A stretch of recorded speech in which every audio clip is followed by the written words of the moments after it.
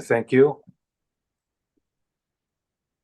I'd like to call the meeting to order and acknowledge we're in Treaty 1 territory, the home and traditional lands of the Anishinaabe, Innu, and Dakota peoples, and in the national homeland of the Red River Métis. Our drinking water comes from Shoal Lake 40 First Nation in Treaty 3 territory. I'll introduce the members of the panel via Zoom as Ms. Gail Anderson and Mr. Kevin Stephenson. My name is Stu McPherson. I'll be chairing the hearing today. Representing the Assessment Department is Ms. Sharon Tang, and the Secretary for today's hearing is Mr. Zachary Mohan. We'll be hearing applications for revision of the assessment roll in accordance with the Municipal Assessment Act. The matters for which revision is requested has been described in each application and will limit discussion to those matters. The statements that are made at this hearing are sworn testimony. Anyone speaking to the matters must be sworn in. Be advised that comparisons of assessments of properties are not considered evidence of market value by the Board of Revision. The Board of Revision is appointed annually by Council. It's independent of it and the City Administration. It makes its decisions on the basis of the evidence provided at this hearing and issues a written order that will be mailed to all parties as soon as possible. Please note the Board's decisions with respect to an application may be appealed to the Manitoba Municipal Board if the matter pertains to assessed value or classification, or to the Court of King's Bench if the matter pertains to the application of exemption from taxation. Should you wish to appeal, information on how to do so will be included with the Board's order. With respect to the hearing process, I'll confirm the points of appeal with the property to be addressed with each applicant following the swearing in. We'll then have the assessor's testimony followed by questions the applicant may have, and the applicant's testimony followed by questions. Each side will have an opportunity to summarize if they so wish. Once all of the evidence about an application has been brought forward, the applicant may leave and the process will repeat for each item on the docket today. Session will close after all the applications have been heard. The Board will deliberate in private and make its decisions. You'll receive the Board's decision by registered mail as soon as possible.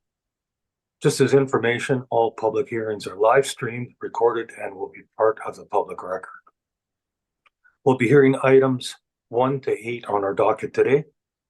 Mr. Mohan, would you please affirm the assessors and the applicant's testimony? Of course, Mr. Chair. Madam Assessor, please state your full name. Sharon Tang. Do you affirm that the evidence you're about to give this hearing is the whole truth and nothing but the truth? I do. Thank you. Mr. Van Bergen, please state your full name. Thank you, Wesley Van Bergen. Do you affirm that the evidence you're about to give this hearing is the truth, the whole truth, and nothing but the truth? I do, thank you. Thank you. And Mr. Horsborough, I hope I pronounced that right. Please state your full name. Carson Horsborough. Do you affirm that the evidence you're about to give this hearing is the truth, the whole truth, and nothing but the truth? Yes, I do. Thank you. Thank you. Thank you. Morning, gentlemen. You're here representing the owners of 8 properties, and it's the assessed value as well as the classification and liability that are in contention today. Is that correct? We'll be withdrawing the classification application. Just the assessed value will be disputing. The liability will be withdrawn as well? That's correct. So we'll just deal with the assessed value for the 8 properties. That's correct. Thank you. If I may interject, we'll just need a written notice regarding those withdrawals, but I'll send that to you by email if that's applicable. Thank you. Thanks. Thank you. Okay, we'll just deal with the properties as they're listed on the docket then. So the first property we'll hear will be 440 Furby. So Ms. Assessor, when you're ready, we'll hear your evidence, please. File number is 24-897. Roll number is 1305050900.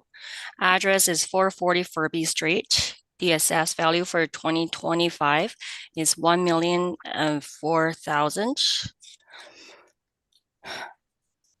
Page 2.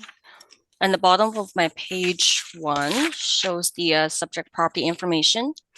So there are two buildings on the property. One building on the property, and it is 2-story. There are 8 suites and 5 outdoor parking. And page 2 and 3 of my brief shows the subject property photo and the location.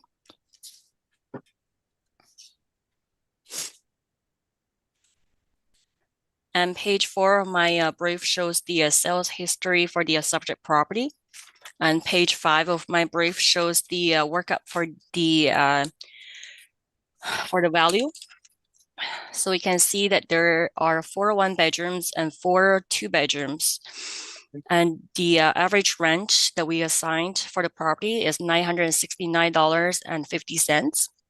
And that gives us a gross potential rent of $93,072.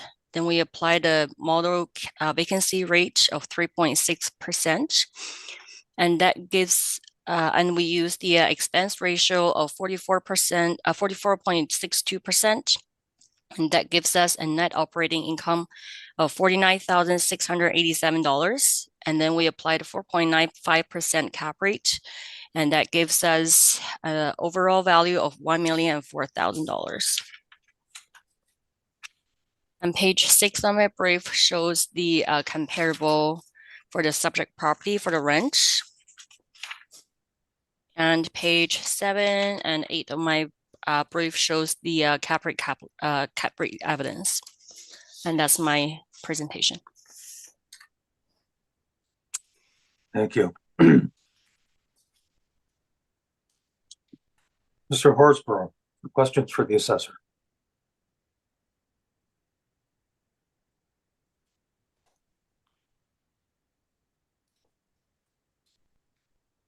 Sorry for the delay there. Yeah, nice to see you again, Ms. Tang. I did have a question as it pertains to the cap rate that was provided for the assessment or used in the assessment.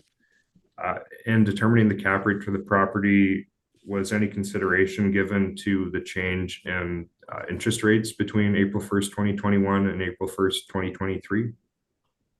I would assume the model would consider that information when when they're generating the data. But I'm not sure because I don't really work. I'm not really involved in that section, so I'm not too sure.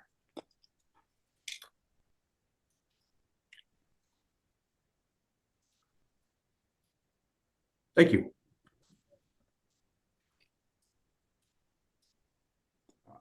I don't have any more questions for the property, aside from one just pertaining to the applied rent. What was that, the rent calculation? How was the average rent for the property determined? We'll be looking at the the market information in the area, and then we applied the rent for the subject property. And we would also be considering the subject property rent as well when we are generating the model. Thank you, Ms. Tang. Mr. Van Vergen? No questions. Thank you very much. Thank you. Ms. Anderson, questions for the assessor? Just again, in regard to the rent, you indicated you would use to generate the amount, you consider the actual rent, but then area rents, and they're put into the model. Is that correct? I'm not too sure exactly how much weight we put on the actual rent, but we do take that into consideration. Okay. And then with regards to the cap rate, can you tell me a little bit more about the determination of the cap rate at 4.95? We do have the cap rate on page 8. So that shows, I guess, a range of the cap rate from 2.99% to 5.75%. And then we would take into consideration of the location of the property and the characteristic, and then assign a cap rate for the property. Okay, so whereabouts is it in the table? It's multifamily? That is correct. Multifamily, the low rise or the high rise? Um, They're both the same, right? So, my understanding is that anything under 5 stories is considered as a low rise. okay. And then your comparables, that's your, on the next page, that's determining the table for the cap rates, correct? Sorry, page 8. Oh, On page 8, your comparables, right. which one do you consider the best comparable to the subject property? On page 8. I would say 459 Sergeant Avenue. The second one? Yeah. Okay. Okay, and year built is 1966 and the effective year is 1966. That is correct. Okay, and the subject property is built in 2017? That's correct. Okay. Okay, thank you very much. Those are all my questions. Thank you. Mr. Stephenson, questions for the assessor? Can you just comment on how you determine the vacancy rate? We'll be looking at the market information, and then I guess we'll be well, every year we send out the income and expense information to the owners, and then we would be collecting those information and entering into our system. And then once we enter those information, the model, well, I guess the software will be analyzing the information we collected and then assign a vacancy rate for each property based on the area and the property type. Can you comment on the vacancy of a newer building versus an older building too? Like, would that be less, you think, in a newer building?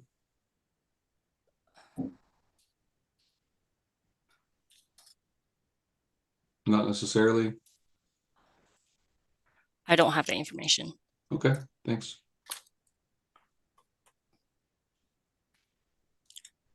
Anything further, Mr. Stephenson? I was about to say, sorry, no further questions. Thank you. Thank you. The 2017 sale, that was vacant parcel, is that correct? That is correct, yeah.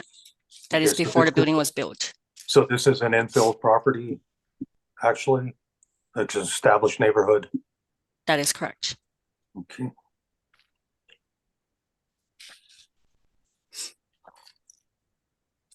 And just on the vacancy issue, that 3.6%, that's a model derived vacancy rate? That's correct. And is it the same no matter what age the property is or the location? It is different. I know that certain area, I think, has 2.6% vacancy. It will just depends on the area and the age of the building. Okay, thank you.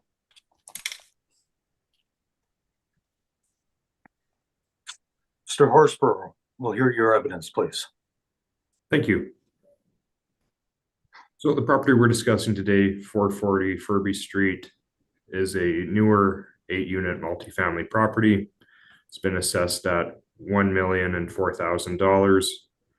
It is MNP's determination that the market value of the property is $607,000. So we're basing our assessment of the property on potential income of $78,384 a year, a vacancy rate of 5%, and an expense allowance of 45%, and a capitalization rate of 6.75%. And I'll speak further to those numbers just shortly.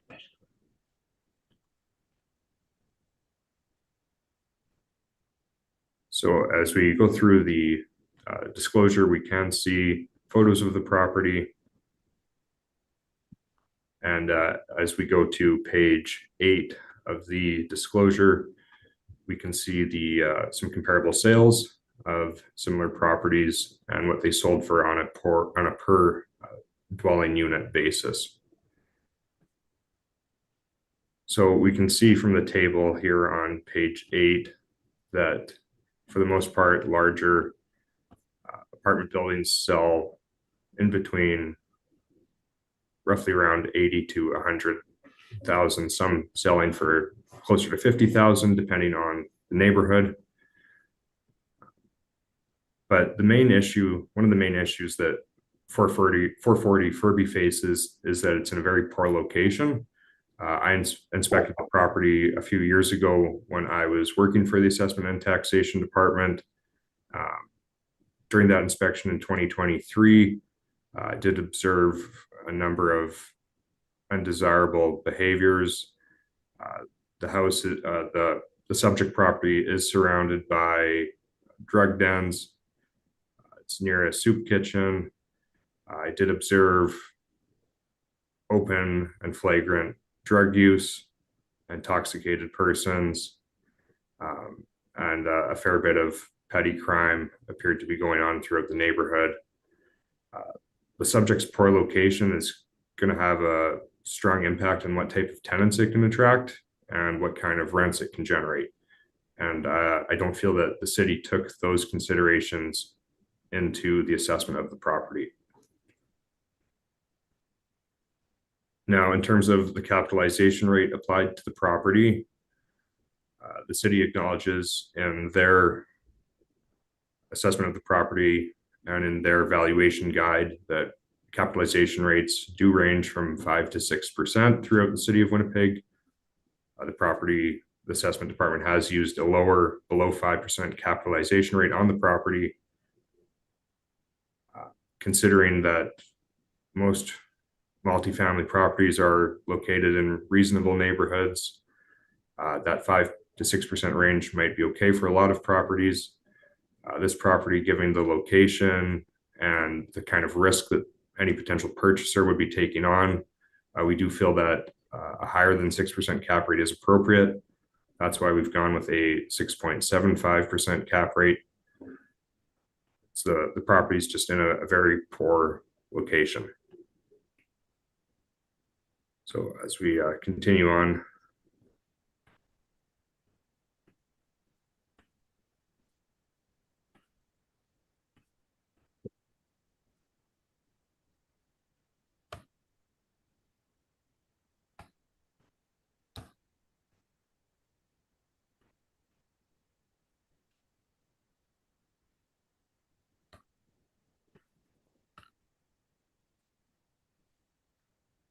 So despite the fact that the property is newly built or a newer build, that doesn't mean that it's going to be able to generate the rents that the assessment department has assessed it with. And Mr. Van Bergen, did you have anything you wanted to add? No, thank you. Okay. Yeah, that is my presentation for this property. Thank you. Thank you. Ms. Tang, questions for the applicant?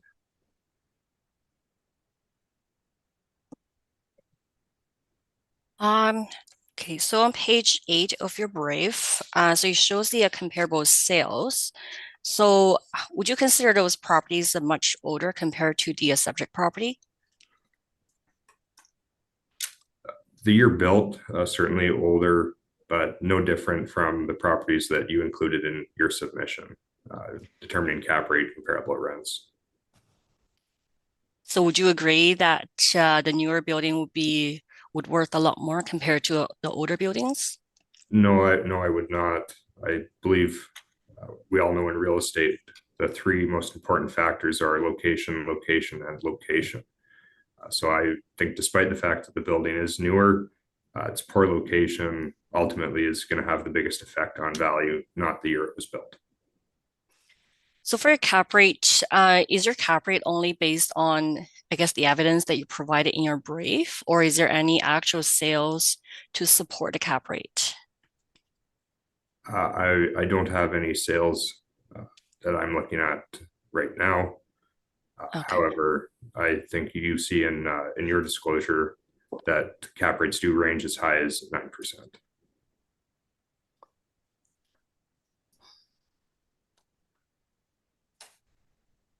So sorry, where on the Or brief? I might be mistaken. Or it's high as 7%, I believe. And where does it show that? Oh, sorry. not your brief. I'm not looking at a sale determining my capitalization rate of the property. I am considering the market studies. Okay. So I do see that you're including, I guess, Q2 2023 of the Collier, I guess, information to determine the cap rate. Would you consider Q2 of 2023 as post reference?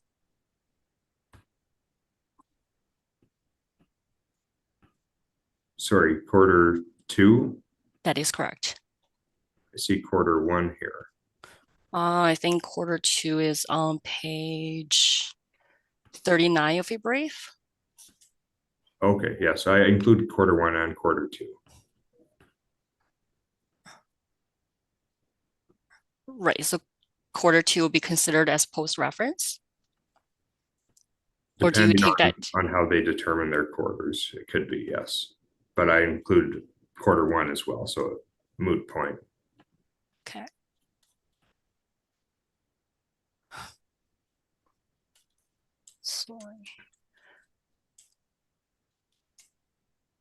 Sorry, I'm just wondering where, I guess, did you exactly get the 6% cap rate from? Just from the overall, I guess, the market information that you included in the brief? Is that That's correct. okay?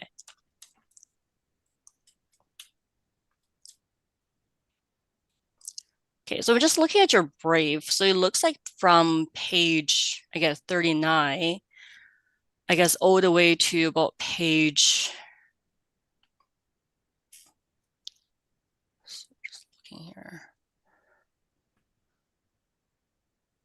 124, it looks like everything is post reference.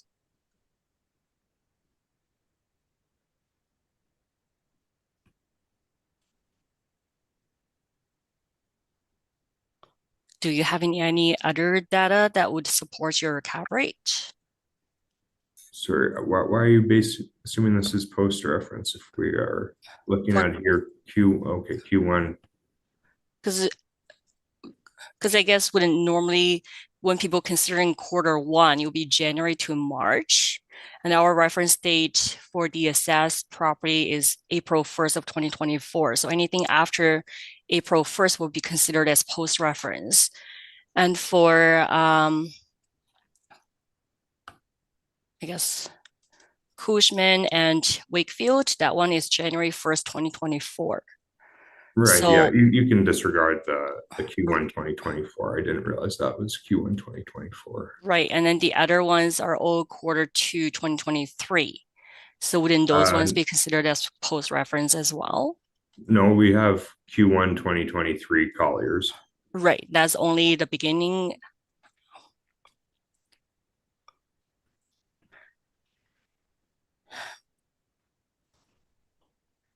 Okay, so that's from page 18 to page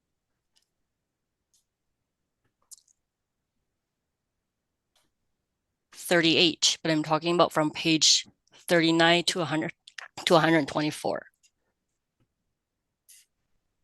Okay, Ms. Tang, I think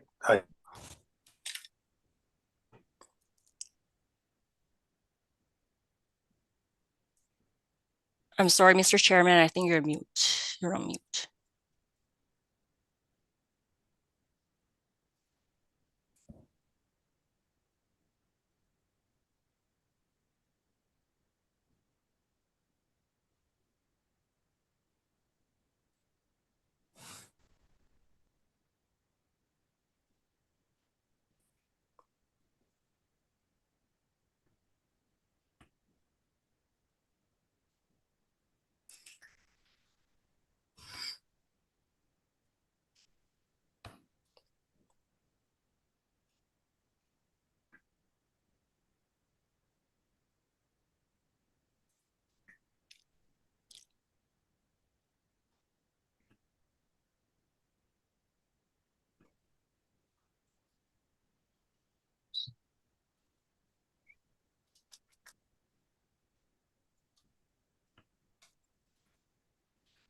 No.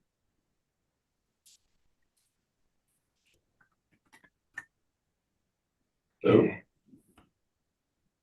We may have lost our chair for a short moment. He seems to have disconnected.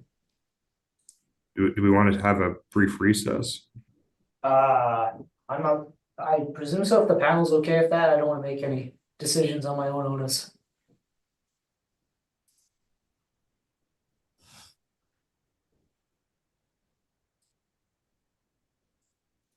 Maybe just give it a minute to see if he pops back on, and then if not, Sure.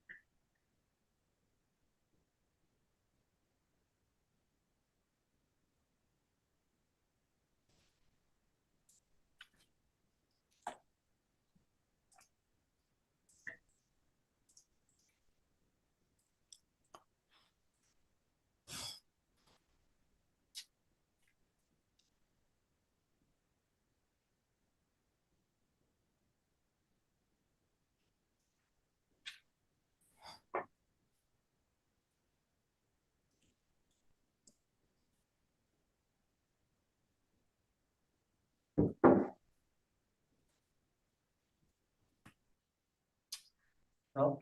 Yep.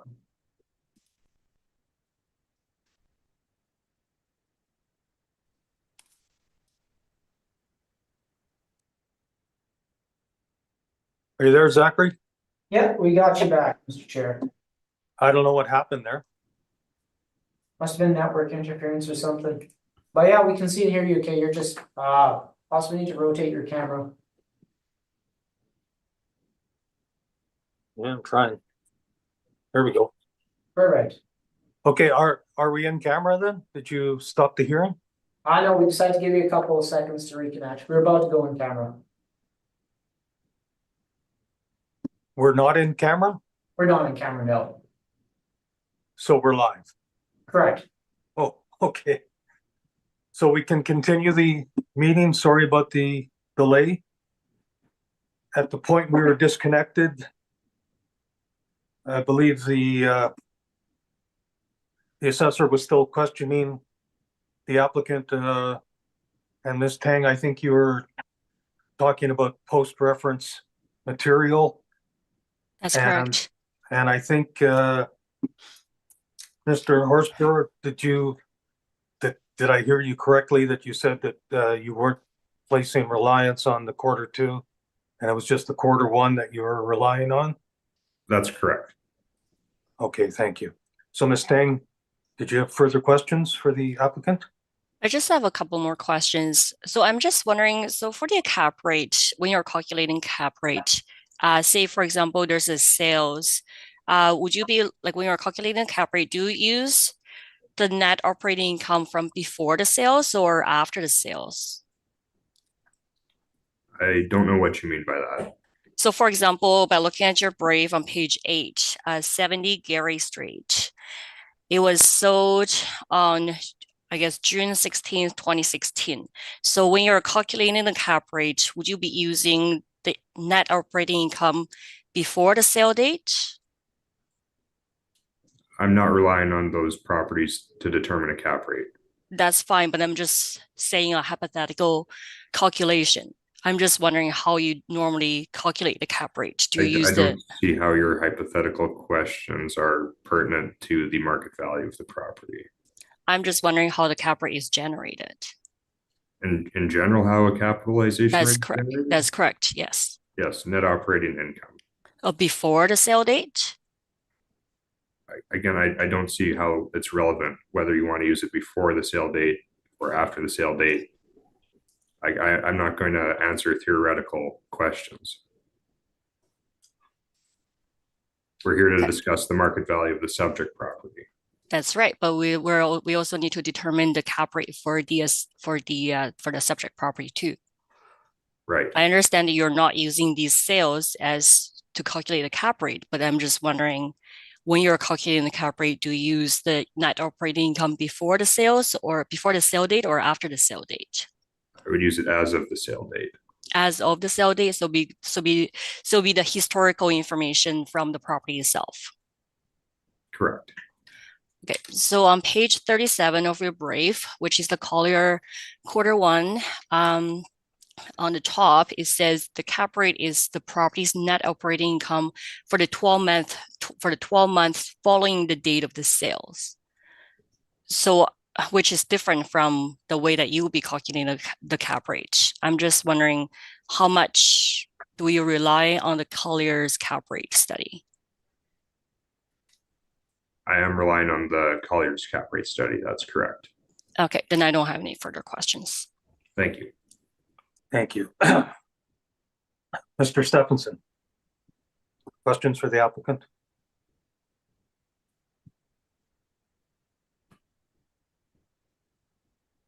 One question, how did you determine your rent?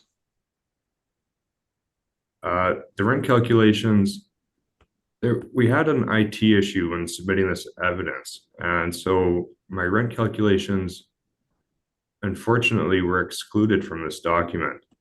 But they're based on the CMHC rents for low-income housing. So yeah, unfortunately, reading through my brief this morning, I'm missing quite a bit of information, which is unfortunate. Because yeah, I am sorry about that.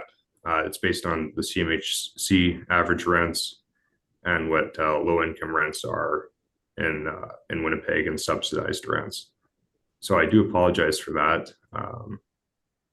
Looking through my brief this morning, I was a little bit confused because it is missing the whole CMHC section. So I do apologize for that, but it is based on rents, low-income rents. And just the question on the data of the sales, your comparables are 6 to 14 times larger than the subject property, like on a square foot basis. Like, was there anything else closer that you guys could have drawn from sales data that? Again, I apologize for that. That's not the sales table that was meant to be included in this submission. The sales table that I had originally put together for this property all included your 2-story walk-ups, the 8 to 12 unit apartment blocks. So again, I do apologize for that. Okay, thank you. No further questions. Thank you. Ms. Anderson.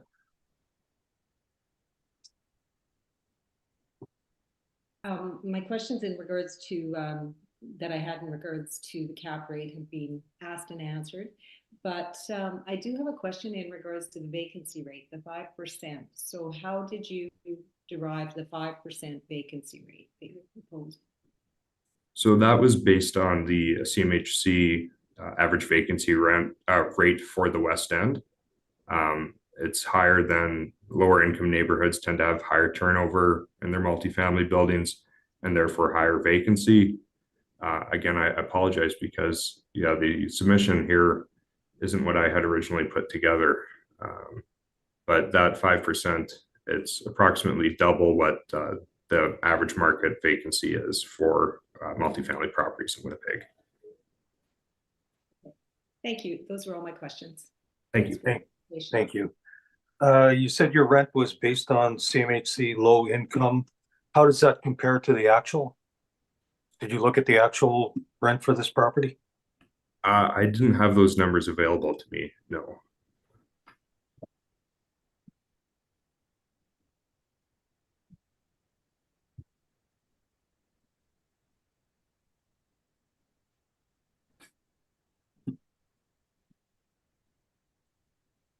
Okay. I think we've discussed the cap rate, and your expense ratio is pretty much the same as what the assessor's using, 44.62 versus 45. So there's not really a discrepancy on that. Guess I have nothing further. Thank you. Desire for a summation, Ms. Tang. No, I'm fine. Thank you. Mr. Horsborough, I'm fine as well, thank you. thank you. That will conclude this matter then. We can move on to the next property on our docket. It's item number 2, which is 100 Cochon. So when you're ready, Ms. Tang. I'm sorry, Mr. Chair. I Yes, should note that regarding the applicant's evidence that it is considered late, so that may be an issue that has to be discussed. okay. That's a preliminary issue for the applicant's evidence. It was submitted after the deadline. Correct, yeah. So when was the submission made? Is that to me or to the applicant, Mr. Chair? I'm sorry, that's to you, Mr. Mohan. If I'm correct, it's you, for all the items, it should be within 15 minutes. As the applicant referenced, they were having technical difficulties at the time.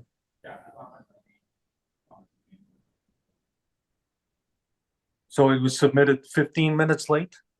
Approximately, yes. Okay, Mr. Applicant, would you like to explain why the submission was late? Yes, I would, and I do apologize for that. With our like Microsoft Word to PDF conversions, we were running into problems with it. I think that's why the 440 Furby property was missing a couple of sections. And then as we were emailing them, we were having the documents bounce back from the city email address. So I take full responsibility for the late submissions. I do hope that the board will still consider the evidence, as it was 15 minutes late. It was an IT issue, and I do apologize for that.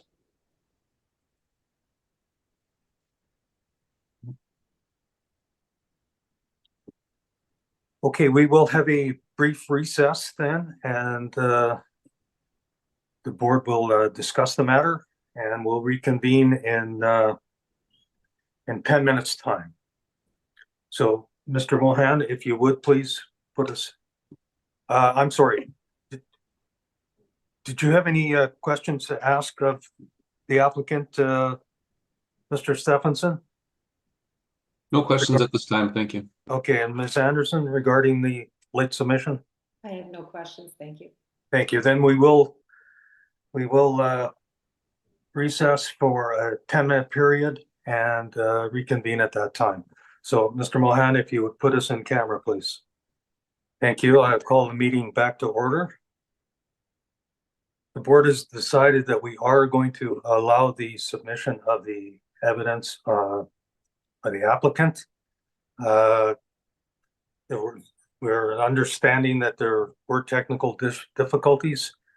However, with the exchange period, it would be advisable in the future not to leave submissions until the last moment, if at all possible.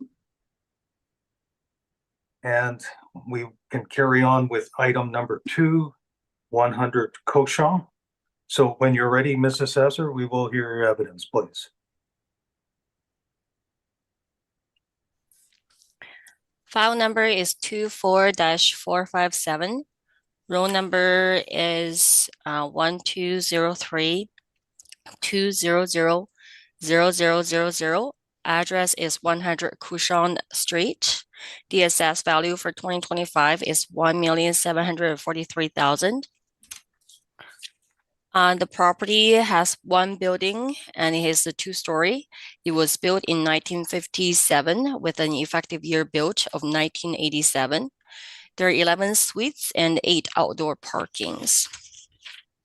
And page 2 and 3 of my brief shows the subject property photo and the location. And page 4 of my property shows the sales history for the property. And again, that is the sale for the vacant land before the building was developed. And page 5 of my property shows the workup for the value. So there are 11 one-bedroom apartments, one-bedroom units, and we assigned $1,039.98 for the rent, and that gives us a gross potential rent of $137,277. And then we assigned a 3.2% vacancy rate, and we use a 42.95% expense ratio, and that gives us a $75,810 for net operating income. Then we applied 4.35% cap rate, and that gives us $1,743,000. And page 6 of my brief shows the comparable rent for the subject property and the location of the comparables. And page 7 and 8 of my brief shows the cap rate study. And that concludes my presentation. Thank you. Mr. Horsburgh, questions for the assessor? Ms. Tang, you are basing the cap rate on your cap rate study. Did any of the sales that you're basing the cap rate on occur in the subject neighborhood?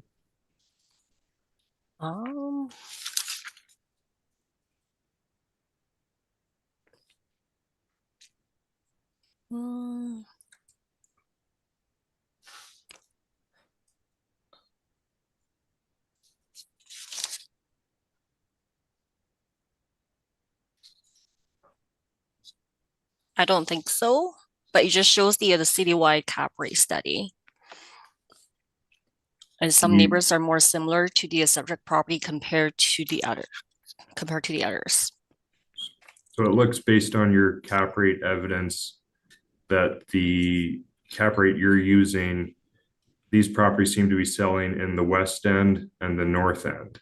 Is Osborne Village similar? Is the market for multifamily properties in Osborne Village similar to in the lowest income neighborhoods in Winnipeg? I would say it would probably be more superior compared to the other neighborhood. Thank you. Mr. Van Bergen? Sorry, just a couple quick questions for me. I apologize for the interruption here. If we can turn to page 1, maybe I'll lean forward. If I could turn to page 1 of your brief, please.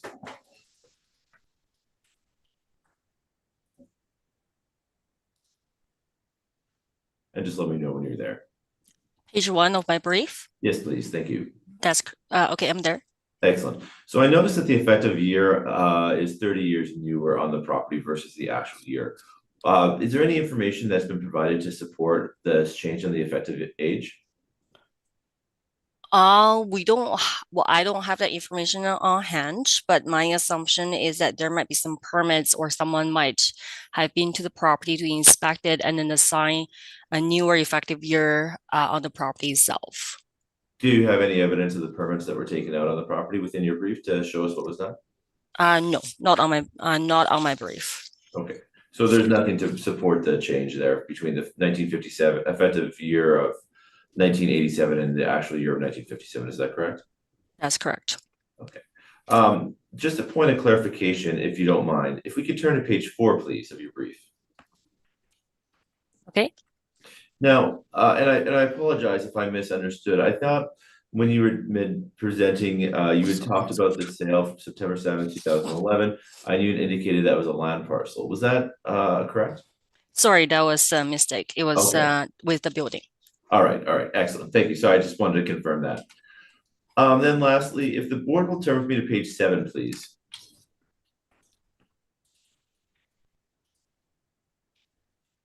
So now, in your opinion, would this be, what kind of quality of building would this be? Would this be an A quality or a B quality apartment building?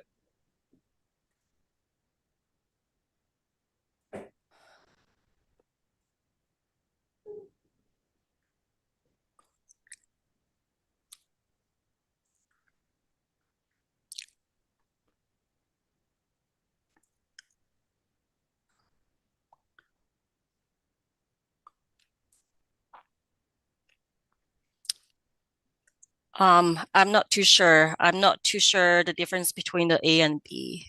Okay. I mean, if we take a look, would you agree that a property built in 1957 with some updates, an effective age of 1987, would you agree that would probably be more likely along the lines of a B category property? Or am I off base there? Again, I'm not too sure the difference between the A and B, so I can't answer that question. Okay. And if we take a look at your chart that you present in your evidence, we take a look at the low rise multifamily properties, you would agree that the general market trend is between 5 and 5.5 to 6% for those capitalization rates that are being reported? From Collier and the other Correct. company. From what they reported, that's correct. Yeah. Okay. And then even if we take a look at the A's, and I mean, we can disagree on this. But again, A 4.5 to 5.25 and B, which is probably, again, in my opinion, more likely where we land on this, you'd agree that's between 5 and 5.25? That's based on the CBRE, that's correct. But City of Winnipeg still assigned 4.75 to 5.45% for that category. And then if we move to page 8, please, when you have a chance. Thank you very much.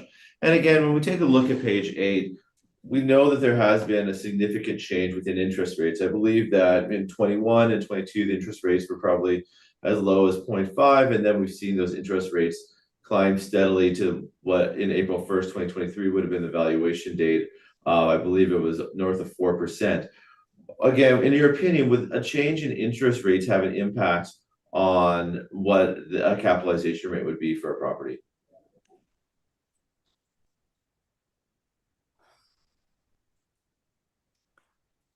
I don't have that data available, but in my opinion, I think the cap rate is depend on the I guess that the net operating income and the sale price. So if the I guess the interest rate has a key on the sale price, then you will also has the you would also play a key factor on the income and expense as well. So we don't really have the detailed information regarding to how much the interest rate has impacted the sale price and the income and expense information. So I can't really say how much the cap rate has been impacted based on the interest rate. But you would agree if you could get a risk-free, risk-free deposits in the bank at 4.5 or 5%, would it make sense to buy a more riskier asset like an apartment building for lower than that for the rate of return?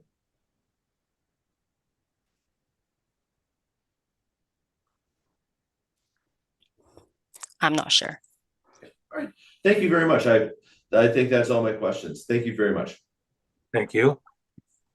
Mr. Stephenson, questions for the assessor?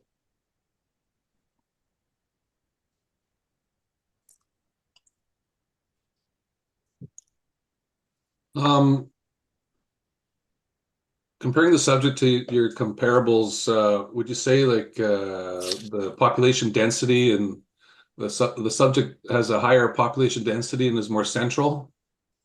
Yeah, I agree. No? No further questions. Thank you. Thank you. Ms. Anderson? I have no questions. Thank you. I just have one. The original age 1957 varied to 1987 effective age. Does that have an effect on the amount of rent and expenses and cap rate that are applied by the model? It would have an impact. Okay. And you're not sure what facilitated the 30-year change in effective age? I don't have that information. You don't have any notes of the last inspection? No. It was just my assumption because every time there's a change in the system, there will be a reason for that, but I just didn't look through that. Right, but you don't know the last time this property was inspected then? No. Thank you.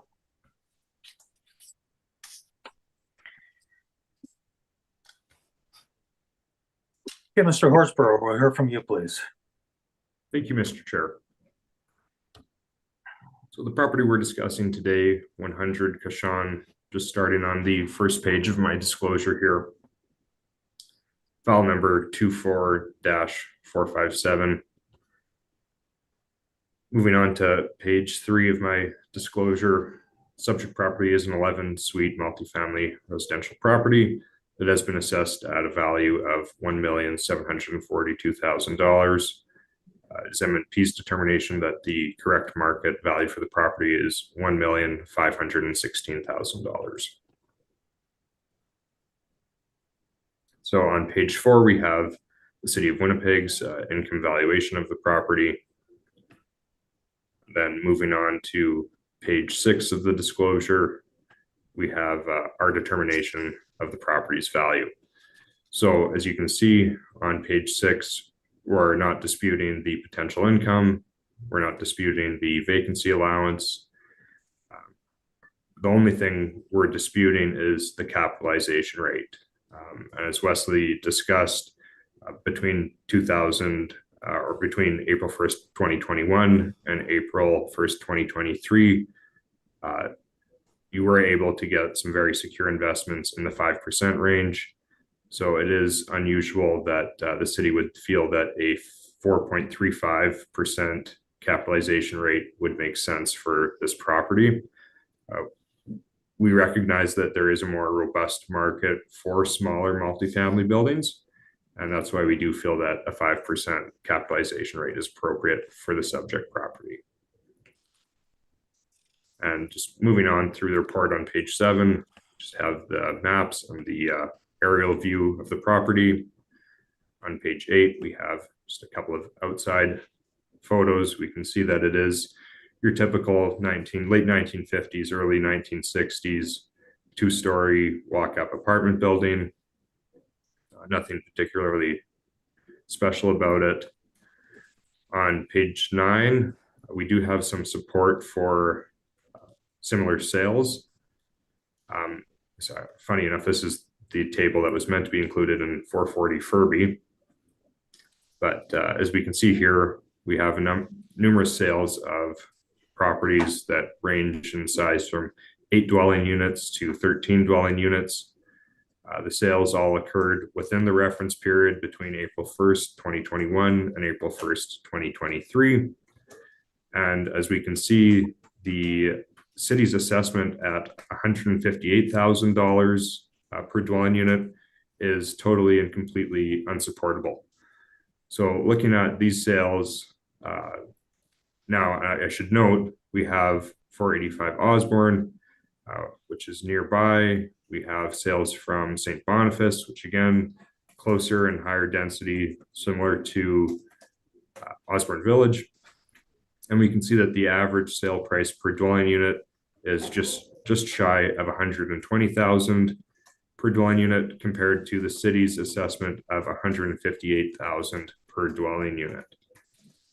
So looking at the market for similar properties to the subject, there's absolutely no support for the city's assessment at $158,000.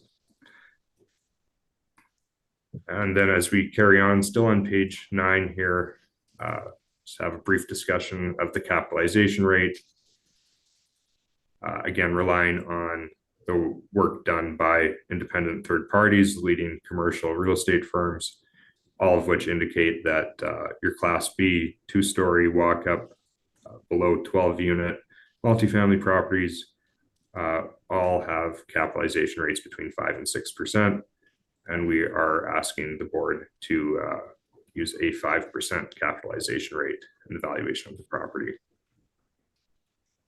So continuing on to page 10 and page 11, both pages have the final income workup for the property. Adjusting that capitalization rate to 5% brings the value down to $1,516,000. That's all I really wanted to mention for this property. Mr. Van Bergen, did you have anything you wanted to mention? No, thank you very much. Thank you. Thank you. Ms. Tang, questions for the applicant? So on page 6 of your brief, so I'm just looking at the workup. So I guess the only thing that the disagreement was on is just on the cap rate study. Sorry, it's just on the cap rate that we assigned a 4.35%, and you are asking for a 5% cap rate. Correct. Okay, and your cap rate is based on, I guess, the evidence that was the same as the previous brief. It's based on market studies, correct? Okay, I don't have any further questions. Thank you. Ms. Anderson, questions for the assessor, or sorry, for the applicant? I have no questions. Thank you. Mr. Stephenson? No questions at this time. Thank you.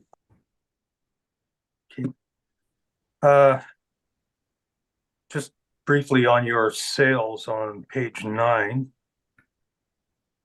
were you able to calculate cap rates for any of these sales? Do you have access to the net operating incomes at the time of the sale? For those properties, I did not have access to the net operating income. No. Thank you.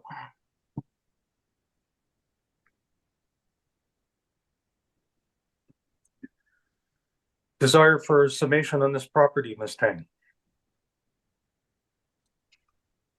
I'm fine. No, thanks. Thank you. Mr. Horsborough?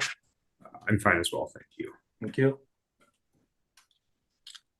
That will conclude that property. Move on to number 3. I understand that there's a preliminary issue here as well. A late submission of evidence. Mr. Horsborough, is it the same situation as the other property? That's correct, Mr. Chair. It was the same issue. I take full responsibility. I should have had these submitted the day prior. It was, yeah, I didn't realize I hadn't converted them to PDF format. And it was during that conversion process that we started to run into IT issues and the properties bounced back. So I apologize. This property again would have been, the evidence or disclosure would have been submitted approximately 15 minutes late. Okay, we will take a very brief recess and the board will discuss the matter. It's 10:09 now. Please remain at your desks and we'll reconvene very shortly. So Mr. Mohan, if you would please put us in camera. Thank you. I will call the meeting back to order. The board has discussed it, and in this instance, we are going to allow the evidence to be submitted. And just a reminder that we're dealing only with the amount of assessed value and the classification liability is to be withdrawn, and that should be withdrawn prior to the end of the session today, gentlemen. So if you would do so. Absolutely, Mr. Chair. Thank you. So we can continue with number 3 on our agenda, which is 2106 DeVries. So when you're ready, Ms. Assessor, we'll hear your evidence, please. File number is 24-938. Roll number is 0400713940. Address is 2106 DeVries Avenue. The assessed value for 2025 is $19,511,000.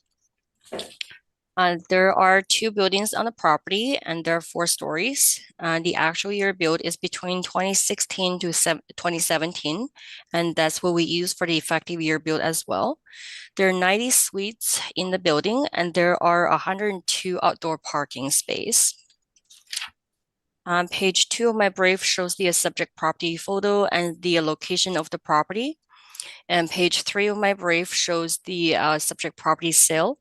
And we can see that prior the building was built and the vacant land was sold for $2,265,000. Page 4 of my brief shows the workup for the value.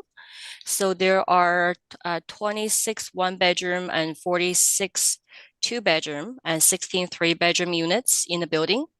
And we assign an average of $1,442.92 for the rent. And that gives us a gross potential rent of $1,558,354.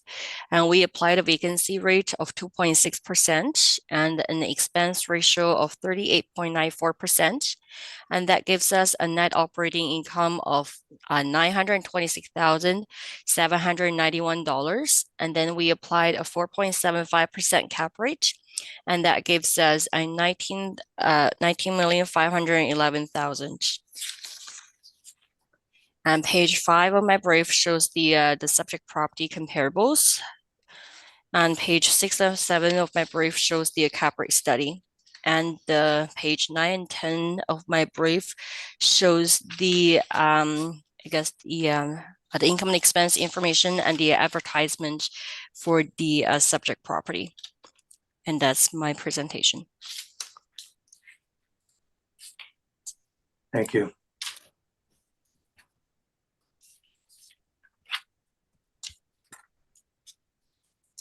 Mr. Horsborough, questions for the assessor?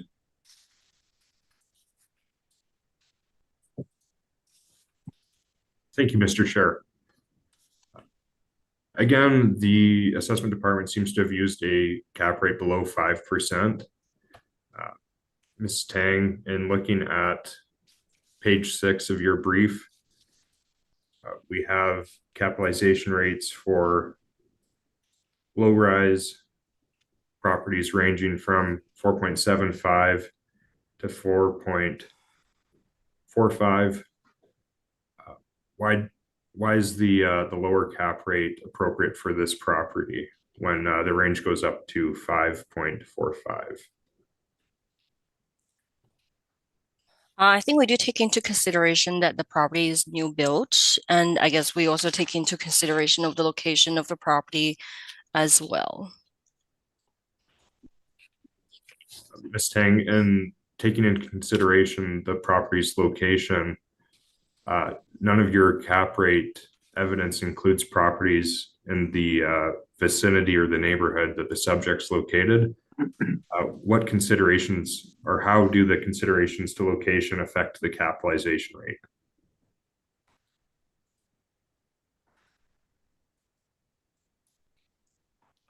I guess we'll be considering the other features of the buildings as well. So for example, we'll be looking at page 7 of my brief. So we'll be considering 2390 McPhillips would be considered as compatible to the subject property. It was built in 2015 and with a cap rate of 4.71%.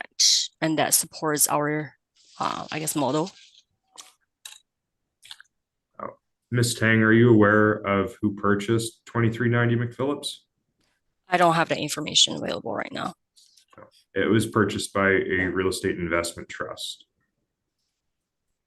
Now, are you familiar with the way real estate investment trusts operate and the way they purchase properties? No. No. So the real estate investment trust that purchased that property was able to secure financing that isn't typical of the market.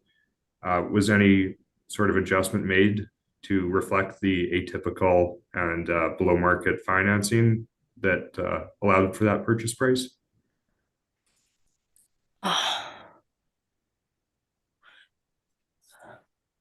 I'm sorry, could you explain that a little bit more, please? So the property was purchased with below market financing. So it wasn't a typical market purchase. There were financing arrangements that allowed for that to happen that aren't reflective of a typical market purchase. So a below market interest rate. Now, normally would any sort of consideration be given to below market interest rates and how they impact sale prices? My understanding is that we don't take that into consideration just because we, in our opinion, that type of arrangement only runs with the owner itself. It doesn't run with the property. So, for example, there's a new investor comes in or a new purchaser comes in. They're going to be selling at the market value. So basically, that is not going to impact the value, the market information that we have. Okay, thank you. Sorry. Oh, Mr. Van Bergen. I apologize, don't want to belabor the point, so again, all questions through the chair.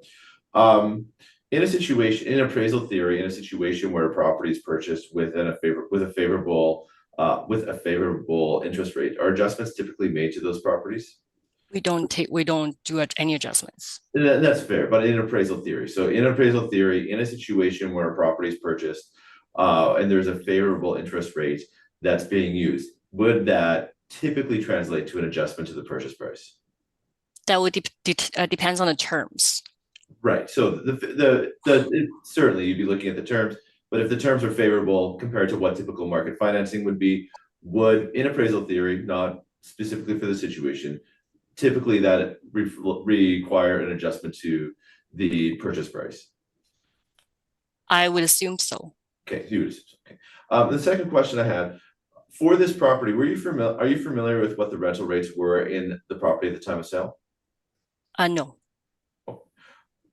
So you would, again, and do you know are you familiar with who sold the property? No. All right, thank you very much. Thank you. I just have one further question for Ms. Tang. The property is located at the intersection of two busy high traffic streets. Would you consider apartments that are located on loud, busy, high traffic streets to be very desirable, or would that be sort of a negative thing for potential tenants?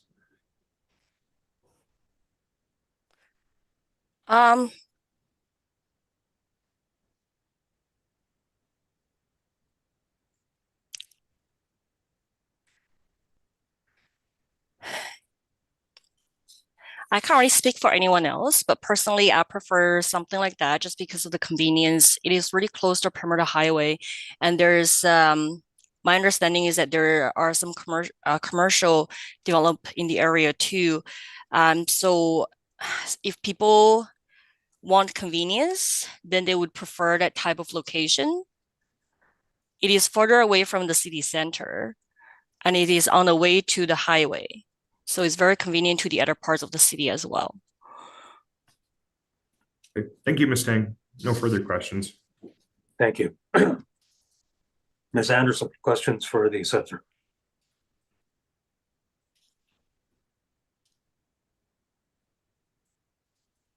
I'm sorry, I didn't hear the question. Oh, I have no questions. My question was asked and answered, so thank you. Thank you. Mr. Stephenson? No questions at this time. Thank you. Thank you. I see there's a substantial amount of parking on this property. Is there parking income that's attributable in the valuation as well, or is that included in the overall rate per suite? It's already included. Okay. And everything here is model driven? That's correct. And did you look at the actuals as well in determining the assessed value? I guess I wouldn't be looking at the information that the modelers would be.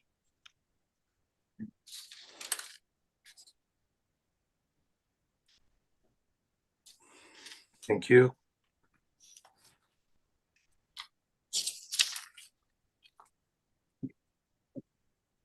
Mr. Horsburgh, we'll hear from you then, please. Thank you, Mr. Chair.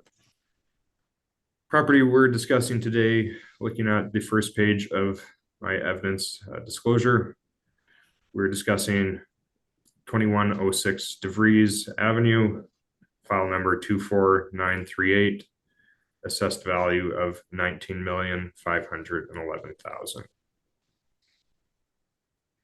Moving on to page 3 of the disclosure, we have the subject property, a 90-suite multifamily residential property, assessed at $19,511,000. It's our determination that assessed value does not reflect the market value, and the requested assessment is $16,851,000. Carrying on to page 4, we have the assessment department's income workup of the property. And carrying on through page 5 over to page 6, we have the breakdown of the city's income valuation of the property, and we have MNP's valuation of the property. So similar to the last property we discussed, we're not disputing the potential income, we're not disputing vacancy, we're not disputing the expense allowance. We are, however, disputing the capitalization rate. The assessment department has once again gone with a capitalization rate of 4.75%, while we feel that a more appropriate capitalization rate for the property would be 5.5%. In applying that 5.5% capitalization rate, we end up with a market value of $16,851,000. So carrying on to page 7, we have the assessment map and the satellite view, where we can see that the property is located adjacent to Lagimodiere Boulevard and Headmaster Row. So Lagimodiere Boulevard is, of course, one of Winnipeg's heaviest traffic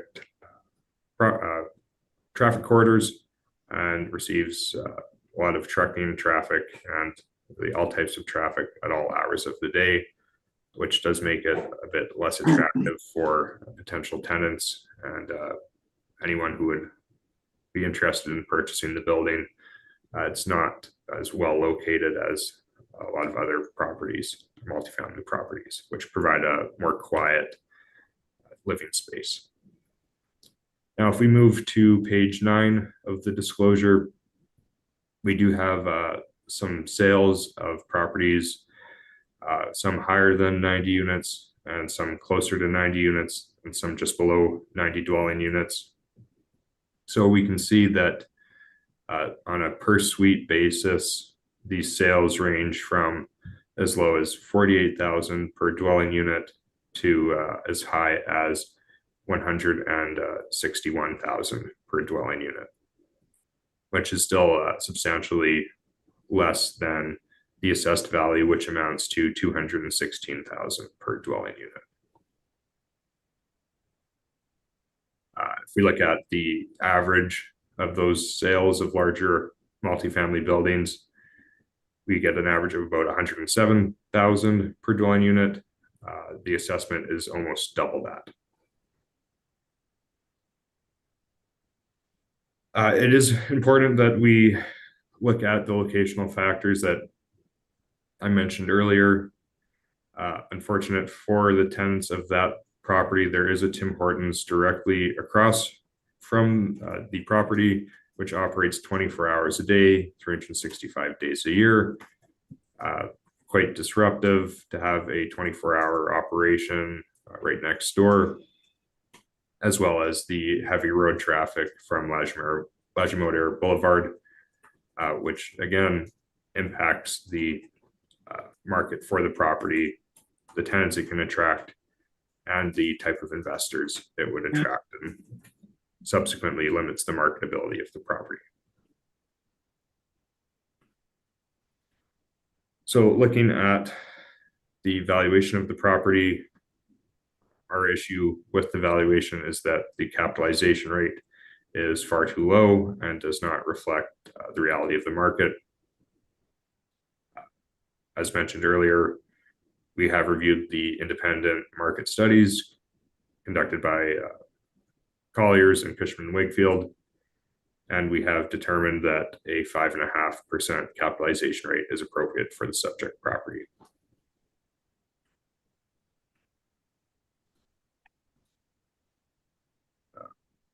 Mr. Van Bruggen, was there anything you wanted to add?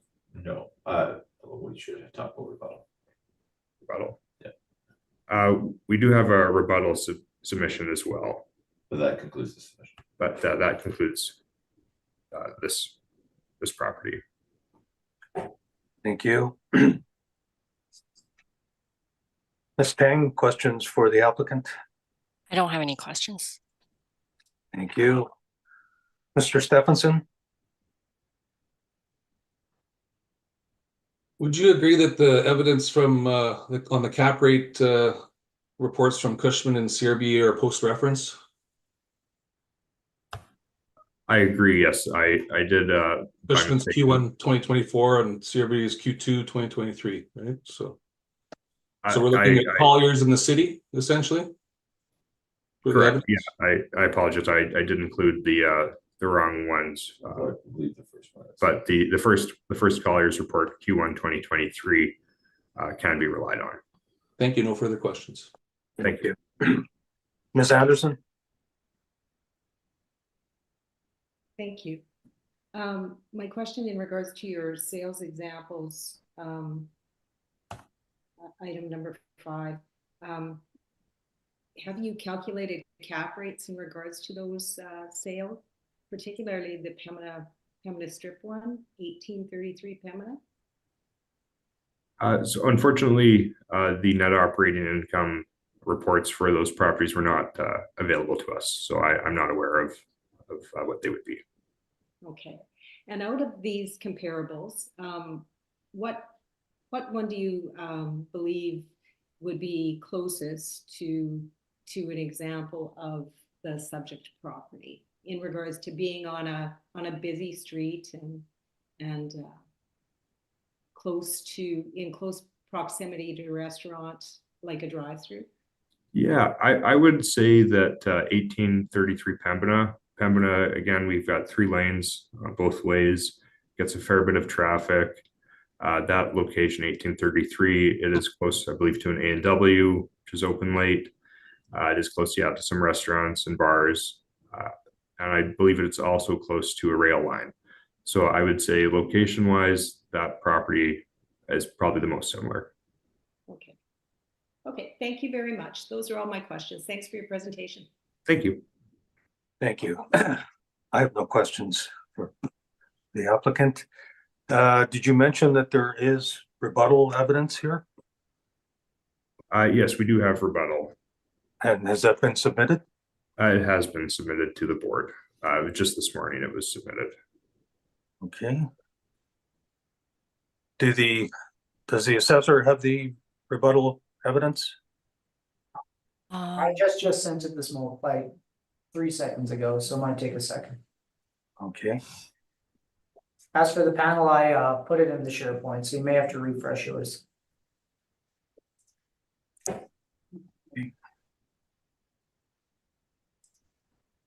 It titled 2025 complaint rebuttal. Yeah, right. Thank you. I have it.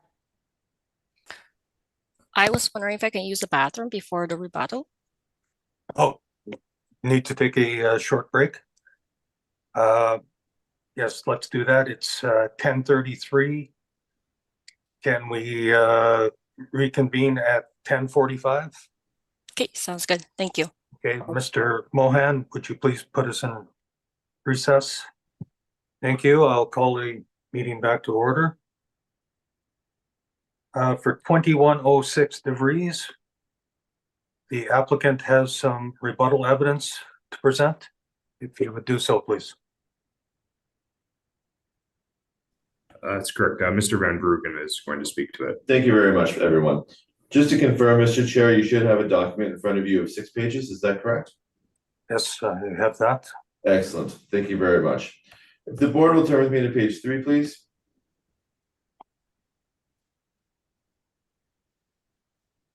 And just let me know when you're there.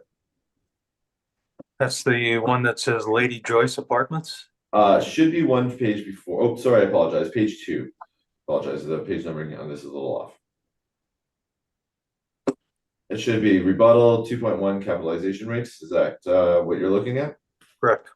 Perfect. All right. So just to talk about a little bit, the property at 29, or sorry, give me a second here. I'm just taking a look here.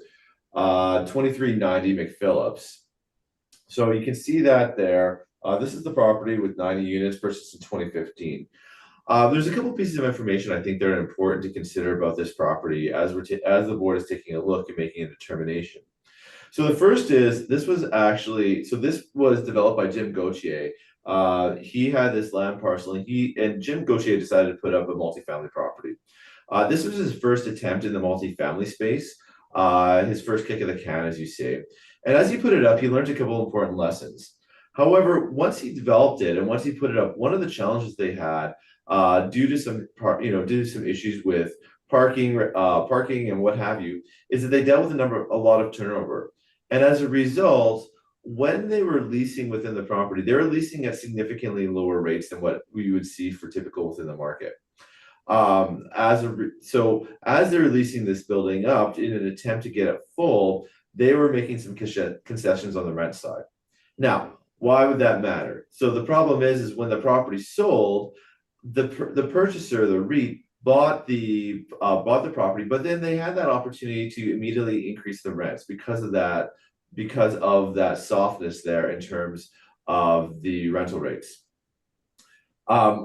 Again, one of the considerations, and this is why we had asked the city a little bit in terms of if they understood the background or knew the background of this property, is because after that property sold and if the property had leases that were in place that were more reflective of the market, that capitalization rate, our understanding would be closer to the 5.25%. We wouldn't be looking at the 4.71% as reported by the city. So again, I think that's an important consideration for the board to have. Once the property sold, actually, Mr. Gauthier bought a property that is in the process of developing a second multifamily property, having learned from some of his mistakes in the first round, on the site right beside it. So again, I think when we take a look at that sale, it would be M&P's position to be very cautious about putting too much weight on that 4.71% capitalization rate, as it would not be, as it was under reflected within the market. Additionally, as Carson had mentioned, the property was purchased, 2390 was also purchased by a real estate trust. Again, when real estate trusts are purchasing properties, they're looking at certainly different criteria when they're purchasing the properties. So it certainly would be a consideration that would need to be made when looking at these properties. Cautioning the board to say, it's not typical that we see that these properties sell all the time to real estate trusts. So again, I think that a little added caution when looking at that purchase price and that capitalization rate. Unless Mr. Horsborough has anything to add, with that, we conclude our rebuttal and welcome any questions from the board or from the assessment department. Thank you. I have nothing further to add. Thank you. Thank you. Ms. Tang, any questions regarding the rebuttal evidence? So I guess my question is that, so we're just talking about 2390 McPhillips. So I guess the backup information that we're asking for to move the cap rate for 2390 McPhillips to higher is just because there is a beneficial financing terms. Is that correct? No, so there'd be a couple factors at play here. So one would be CMHC terms when they developed the property. So of course, as I'm sure you're aware, CMHC has had a number of programs that they have implemented to try to facilitate new construction. And through those programs, they have provided very favorable financing for new property developers. In this case, and what we've seen is that those terms have certainly changed over the last few years. They're certainly not as favorable as they had been initially. So where you could develop a property with very favorable financing terms back in, the late, 15, 16, 17, all the way up to 21, that certainly isn't the case right now. Those terms have changed quite a bit. Second would be the change of interest rates within the overall market. We have seen a fairly significant change in how those rates were. So again, if you keep in mind back in 2020, 2019, 2021, those terms were quite favorable. We had seen, particularly coming out of COVID, in that time frame, we had seen the Bank of Canada drop rates significantly to try to keep the market going. And then after the COVID-19 pandemic, as I'm sure we're all aware, and we've all experienced at the grocery store, there had been quite a bit of inflation. So through that, Bank of Canada increased increase their overnight rate very quickly and very significantly, you know, to rates that we hadn't seen in many years. So that would be the second factor. The third factor that we're looking at for this property really does tie back to the leases in place at the time of sale. So it's our understanding when the property sold, you know, the rents in place at the were below what would have been below market. So the capitalization rate that's being calculated at that point in time would not be reflective of what the typical market would be. It gave the purchaser, the REIT, the opportunity to, once they bought the property, increase those rental rates and then increase their rate of return on the property. So again, that's the third factor as we take a look at it and why we have to be cautious when looking at this sale. So again, with those factors in place, M&P would say that you know, it would be our position that 4.71 would not be a good indicator, because again, of what what properties would be selling for as of April 1st, 2023, the valuation date. Okay. So I'm just wondering, do you have any data to support any other CMHC financed properties to show that there's an impact on the cap rate for the property itself? No. So unfortunately, we, as much as I'd love to have a number of sales of the newer properties, so we can fully examine the impact of CMHC fees on it, we just don't. So I think what we have to keep in mind, and I think as we take a look, and I'm sure as an appraisal expert, you'd be aware, in a situation where you have those favorable financing terms, it really does have an impact on what the purchase price of that property is going to be. So again, that's where our level of caution on this would be in terms of putting too much reliance on that sale. Okay. Another thing that was mentioned was that the lease was, I guess, below the market at the time of sale. Do you have any do you have any income and expense information? Unfortunately, we don't represent the property. However, this is information that we've learned over our top discussions within the real estate industry and talking to various people. Okay, I don't have any other questions. Thank you. Mr. Stephenson, questions regarding the rebuttal evidence? Just a question. So are you in general saying that REITs pay more than market value for properties? Well, Because we're saying that advantageous financing? So we're saying right now that when the property was developed, there was advantageous financing for the development of the property. And then when they bought the property, so the property was sold back in 2020. And I'm sure, as you're very familiar with what the interest rates have been over that time frame, we've seen a significant change within the interest rate market from that point in time to where we are now. You know, I think we saw the Bank of Canada as of April 1st, 2023, those interest rates were north of 4%. At this time that the property would have been sold, it would have been quite a bit lower. It would have been, you know, just a little below 1%. So again, one of the challenges is, as we see REITs have quite a bit of access to financing that would not be available for a lot of other market participants. So with those low interest rates within the general environment, as well as with the REIT's purchasing power, they're able to get very favorable financing terms, which in turn allow them to buy this at probably what a higher price would be than what you would see for a typical purchaser.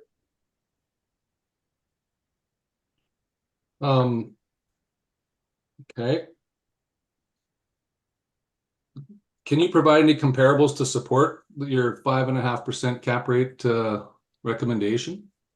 So again, one of the challenges that we face, and I'm sure you can appreciate within the market, is there's not a lot of the newer properties that transact. A lot of the newer properties that are built within the city tend to stay with the owners. You know, there's not a huge number of them that sell on a regular basis. So we don't have a lot of transactions to be looking at when trying to make a determination of what that value would be. However, what we have done in our submission is we have provided sales, and you can find that on page 9 of our submission, of larger properties that have sold within the city.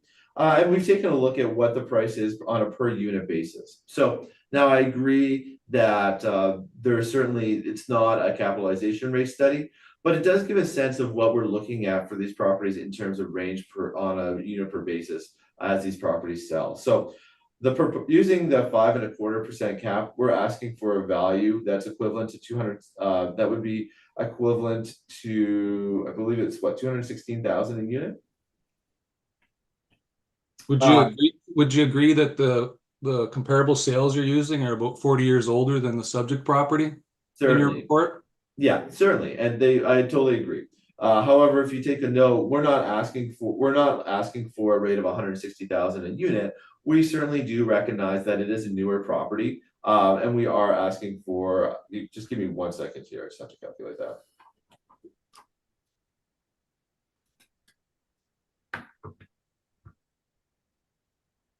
Yeah, so we're asking for a rate. We're asking for a rate of 187,000 a unit.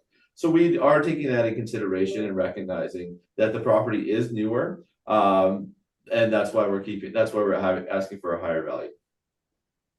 Thank you. No further questions. Thank you. Thank you. Ms. Anderson? Thank you.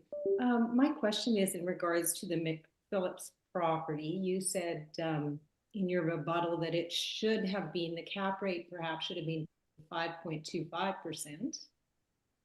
And Correct. I'm wondering if you can advise what the value per suite would be using that cap rate. So the value per suite wouldn't change. Again, the value per suite would be as reflected by, because it's value per suite is simply just taking the purchase price divided by the units. Right. So that part would be the same. However, what would change would be the net operating income.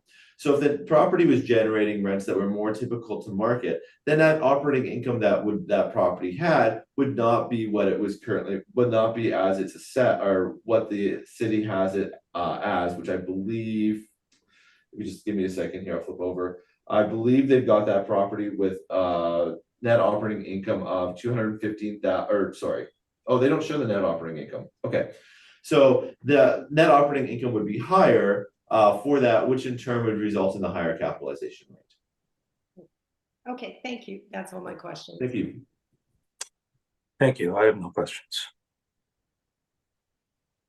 Ms. Tang, a desire for summation on this property? Oh, I'm fine, thanks. Thank you. Mr. Horsborough? I think we're fine, thank you. Thank you.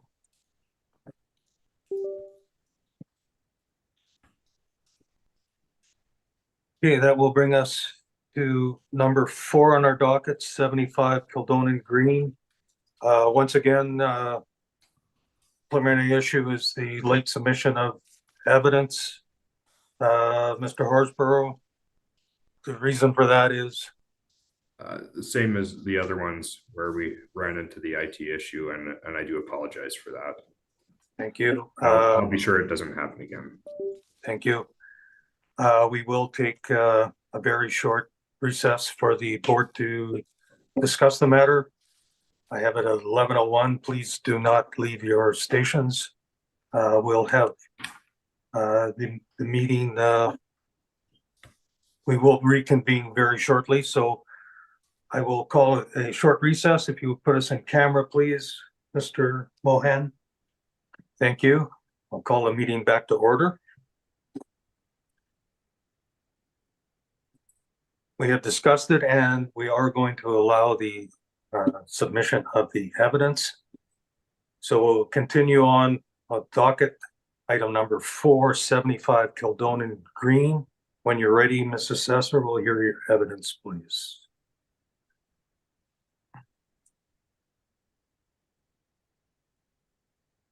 File number is 24-530. Roll number is 0400714280. The address is 75 Kildonan Green Drive. The assessed value for 2025 is $28,661,000. There are 2 buildings on the property, and they're 4 stories.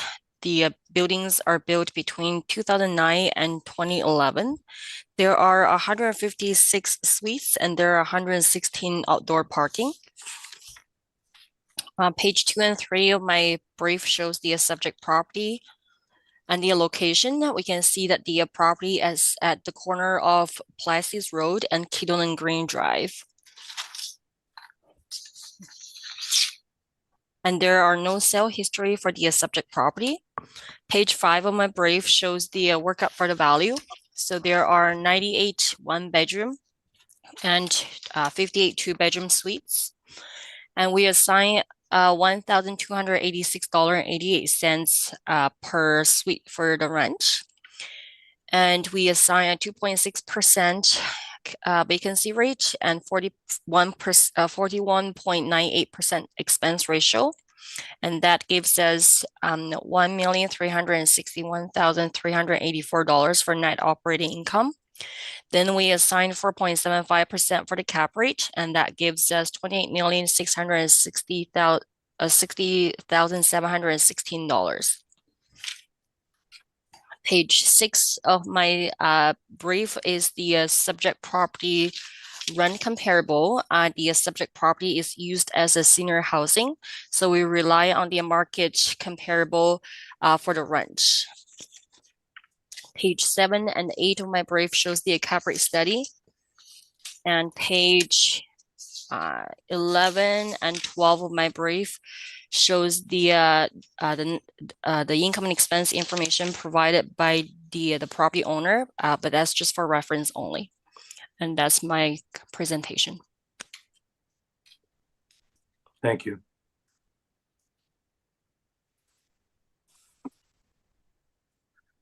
Mr. Horsborough, questions for the assessor? Thank you, Mr. Chair, and thank you, Ms. Tang. Ms. Tang, just looking at the first page of your submission, I just want to confirm the property has 156 suites and 116 parking stalls. Is that correct? That's what shows in our system. That's correct. Okay. Now, would you say normally there would be at least one parking stall for every dwelling unit? I guess it depends on the use. So I guess this one is for senior housing. So maybe some people doesn't need a parking. I'm not too sure.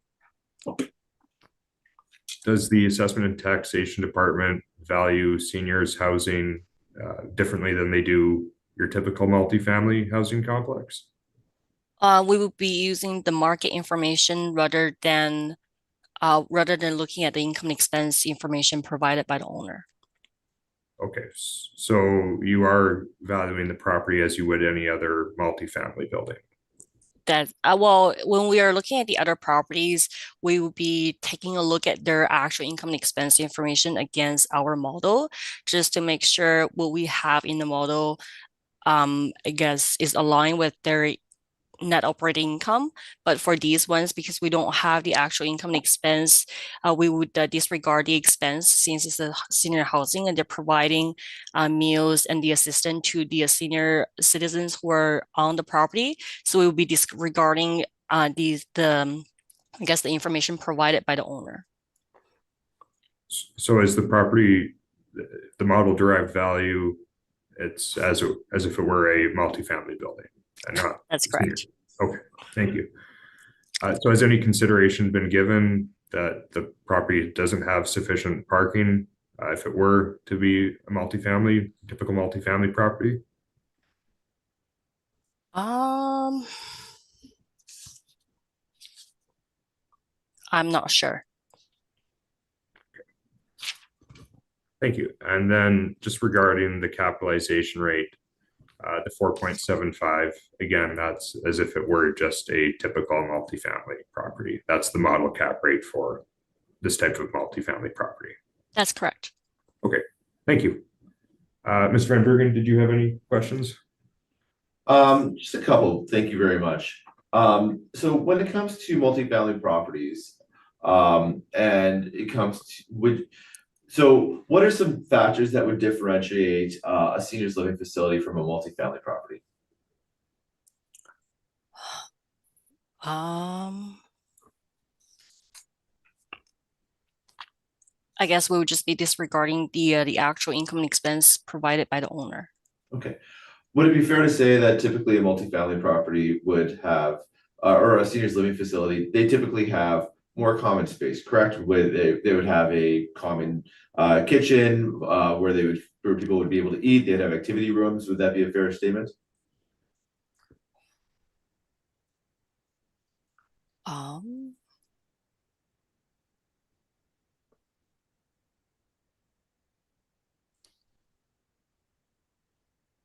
I would, I don't have the information. I'm not too familiar with these properties. Okay, all right.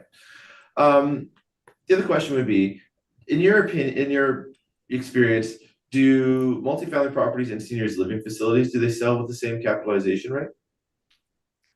Um,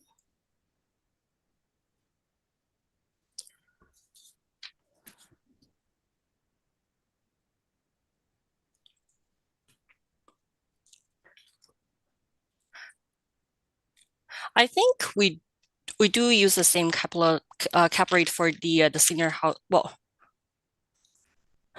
I'm not too sure. I don't have enough I guess experience with the senior housing properties.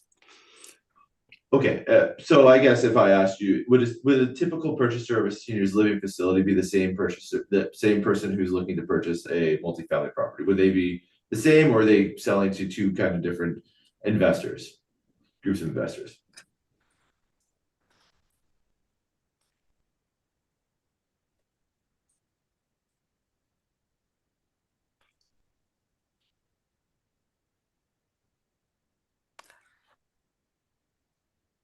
I guess regardless what type of properties the investors are purchasing, their goal will be maximizing their profits. So I guess it'll be similar interest, but I'm not too sure exactly the demographic of the purchaser for each type of properties. Would they be, no, and that's, that's fantastic. Thank you so much. I appreciate it. Thank you.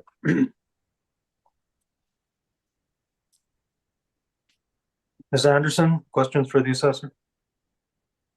Yes, thank you.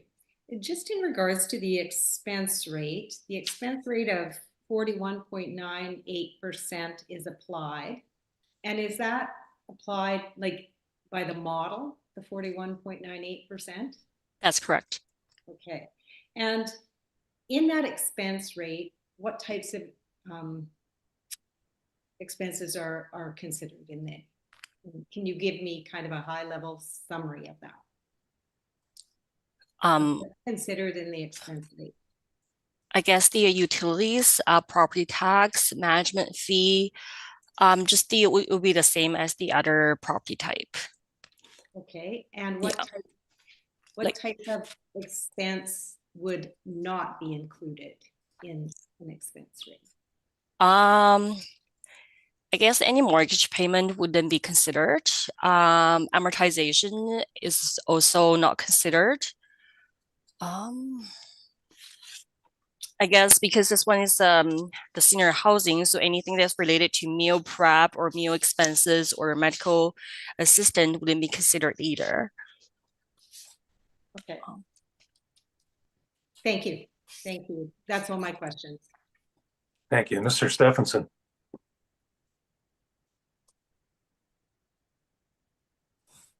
No questions at this time. Thank you. Has this property been inspected recently? Not that I'm aware of. Okay.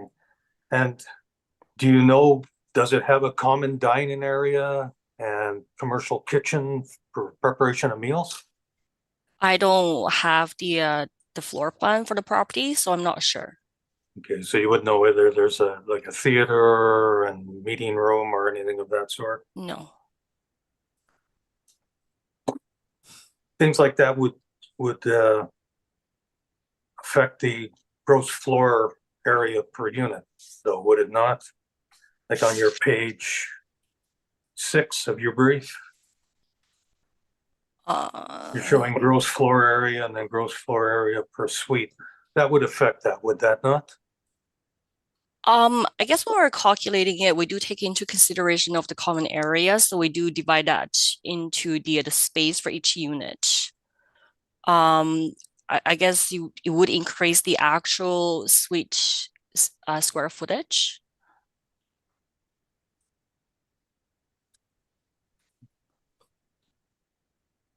Thank you.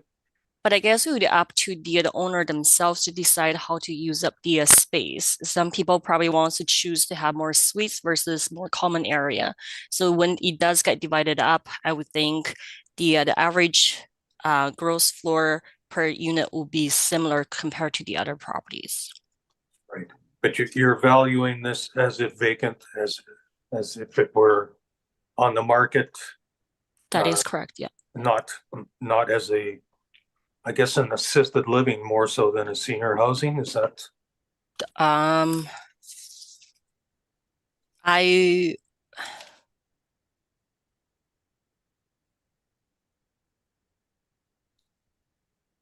I'm not too sure. I'm not too sure exactly how much assistance they're providing. We just classify that as a senior housing, but I don't have too much information regarding what kind of services is provided. Okay, thank you. Mr. Horsburgh, we'll hear from you, please. Thank you, Mr. Chair. So starting on page 1 of my disclosure for this property, file number 2453075 Kildonan Green Drive, we have an assessed value of $28,661,000. As we were just discussing, the property is a seniors living facility. We are disputing the assessed value and requesting an assessment of $18,779,000. There's quite a discrepancy between our assessment of the property and the city's assessment of the property.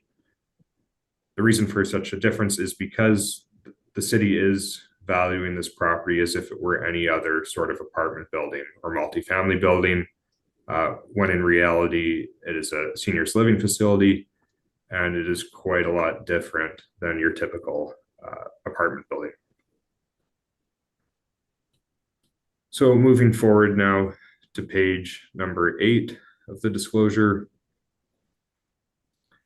we are disputing 2 items here. The assessment department has applied an expense ratio of 41.98%. We feel that an expense allowance amounting to 51.98% of the potential income is appropriate for the property. And there are a number of reasons for this. So looking at your typical apartment building, 42% might be okay for your expense allowance. But in your typical multifamily building, the developers try to minimize the amount of common area that they're having to pay for the utilities on, having to pay for maintenance on. Common areas are kept to a minimum. With a seniors apartment complex, you have smaller suites. The suites don't have full kitchens, they just have a kitchenette, and you have a lot more common areas. And that drives up the operating expenses because you're having to pay to heat and to cool and to maintain all of these common areas. So it wouldn't make sense for this property to have an expense allowance that's typical for your average multifamily building. It would make a lot more sense for this property to have far higher operating costs. So we feel that it should be about 10% higher than what the city has assessed it as. And the other important piece of information for this property is the capitalization rate. I'm going to get into a little bit more detail with that just in a little bit here, but the city's using a 4.75% capitalization rate. We are using a 6% capitalization rate. And we can justify that for a number of reasons. But as we carry on through the disclosure, on page 9, we have the assessment map of the property. As you can see on page 9 there, the property is on Plessis Road and Kildonan Green Drive at the intersection of the two. We have an aerial photo, and then on page 10, we have 2 exterior photos. Now on page 11, again, we have some larger, similar dwelling unit size properties that have sold in recent years. Again, acknowledging that those properties are older versus the property at hand today.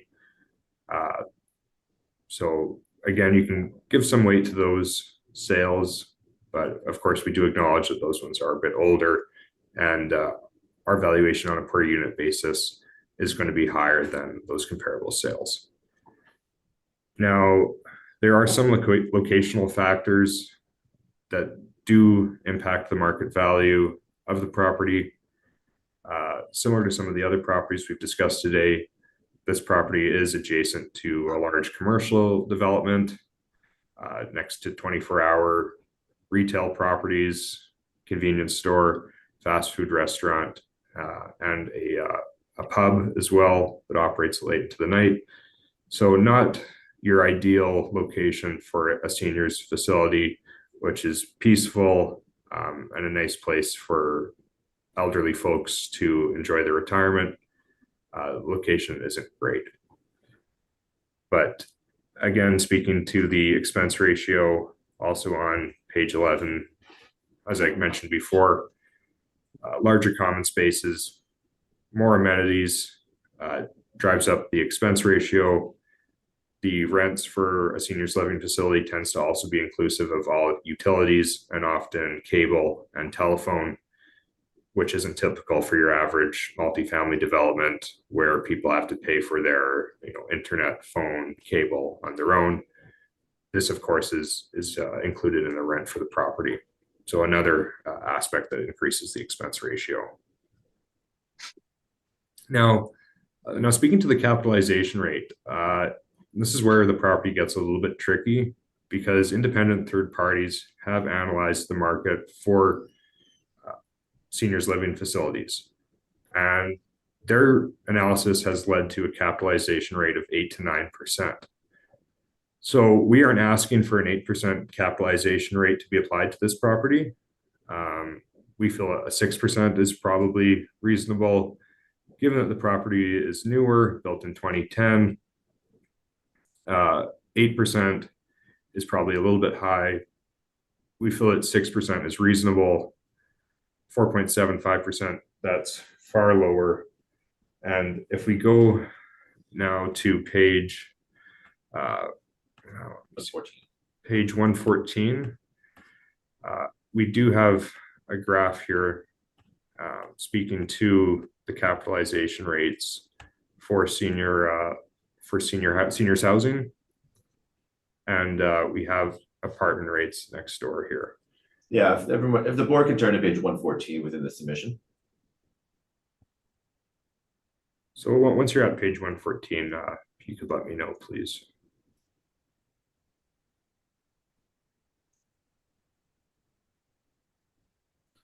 I apologize, Mr. Chair, it's a bit of a hike.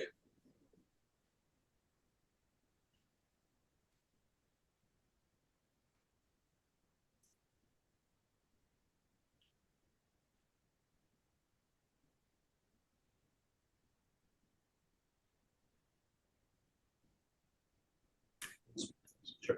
Yeah, so sorry, what was that, Mr. Chair? Not quite there yet. Okay.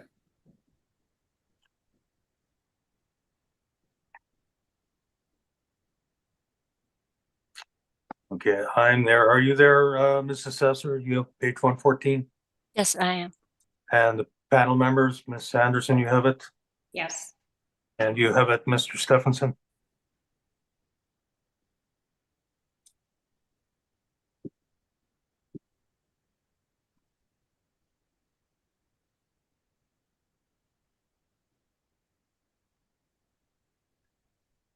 Sorry, Mr. Stephenson, you do have it? Yes, sorry, I was not in my head, sorry. Thank you. Yep. You may proceed. Excellent, thank you very much. So first, I will stipulate that this is a part of a market report from 2024. However, what I think is important to note here as we take a look at this graph is we can see what this trend is, historical trend for capitalization rates for seniors living versus what this traditional the historic capitalization rate is for apartments.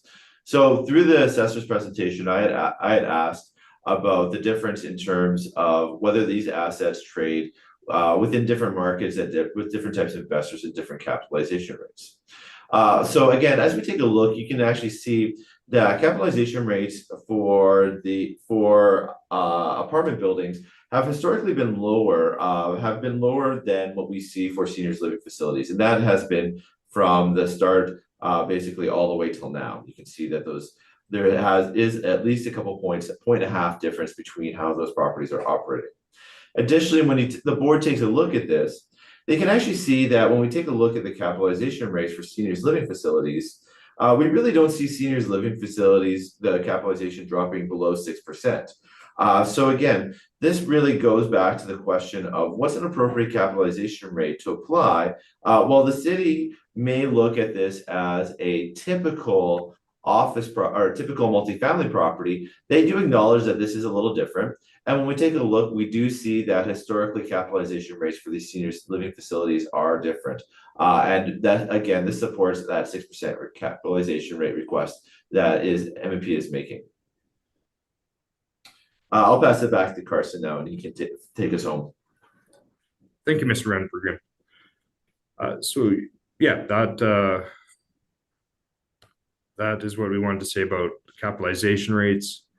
Sorry for making everyone scroll to the bottom there. The final thing I wanted to say is that when we apply the 51.98% expense allowance, and I'm looking at page 12 or page 13, they both have the final income summary for the property. With the 51.98% expense allowance and the 6% capitalization rate, we end up with a market value of $18,779,000. And that would conclude all we have to say about this property.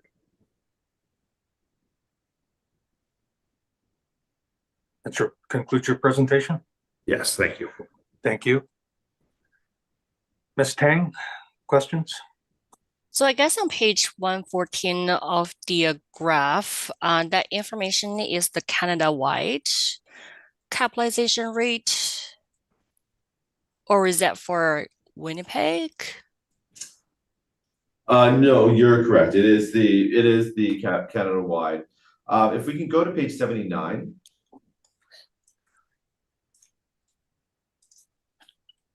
And just let me know when you're there. Yeah, I'm here. Okay, so on page 79, and again, I will stipulate that this is Q2 2023.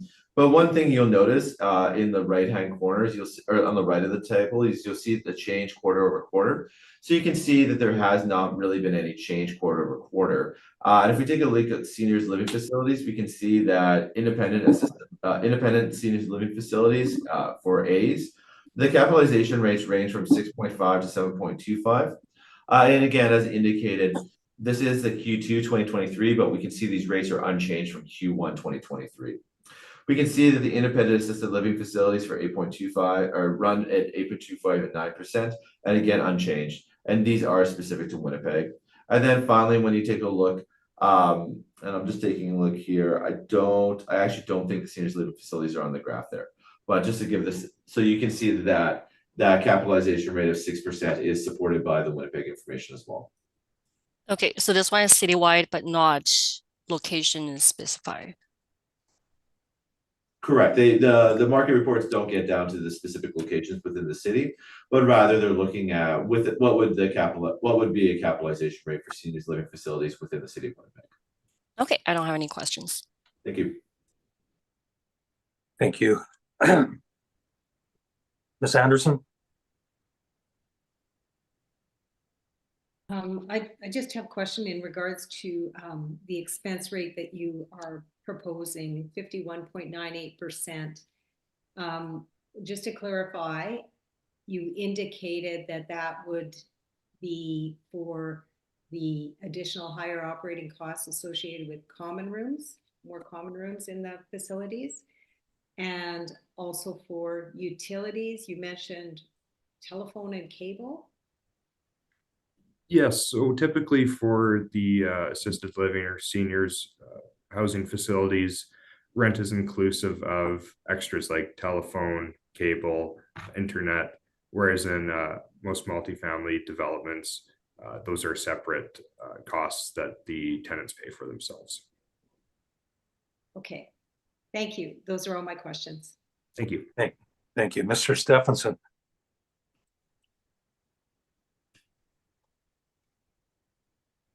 I understand your argument on adjustments to cap rate and expenses with the seniors living versus a regular multifamily. Is there usually a difference in rents from seniors living to multifamily? Maybe I can jump in. There is, yes, you're correct. There are differences in rents. However, one of the challenges when it comes to the rental rates for seniors living facilities is you have both the business. So there is also there's a business component that you're running within those rents, as well as the fact that those rents include things like food, things include like activities. So there's a variety of other factors that are included in. So when we've had conversations with various owners of seniors living facilities, they say roughly about half of the rental rate that's being paid goes to the running of the business, and the other half kind of goes to the actual running the actual realty. But again, that ratio can change a little bit depending on the facility and the types of servicing that they're providing. Thank you. No further questions. Just, I think I know the answer, but that graph you were referring to on page 114, do you know how many properties were involved in that study? I don't.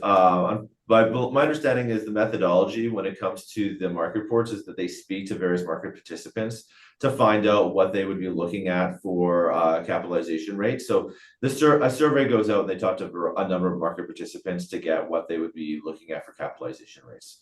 And I believe that would be the same thing for all market reports. So that would be large companies that are vendors and purchasers, is that? Yeah, I don't have a list of everybody that they would be speaking to, but these are brokerage firms that would be speaking to their clients, that would be speaking to various owners of these realty properties, REITs, pension funds, as market participants, anyone who's looking to buy these asset classes and getting a sense of what they'd be looking at for capitalization rates. Okay, thank you. And I believe you mentioned that there were smaller suite sizes. Do you know the sizes of the suites? Not offhand, unfortunately. Just it was more generally speaking, and the seniors living facilities, because you don't have the full kitchen. They tend to be, the suite mix is more geared towards 1-bedroom units. Overall, the suite sizes tend to be quite a bit smaller than your typical multifamily development.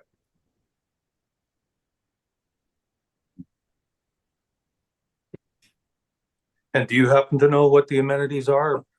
Is there a common dining area with a commercial kitchen? So they have a common dining area where they and a commercial kitchen where they serve meals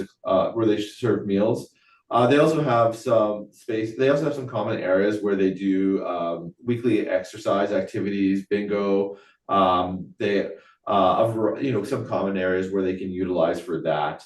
As well as I believe they've got laundry facility, like a general laundry facility that they have for the residents.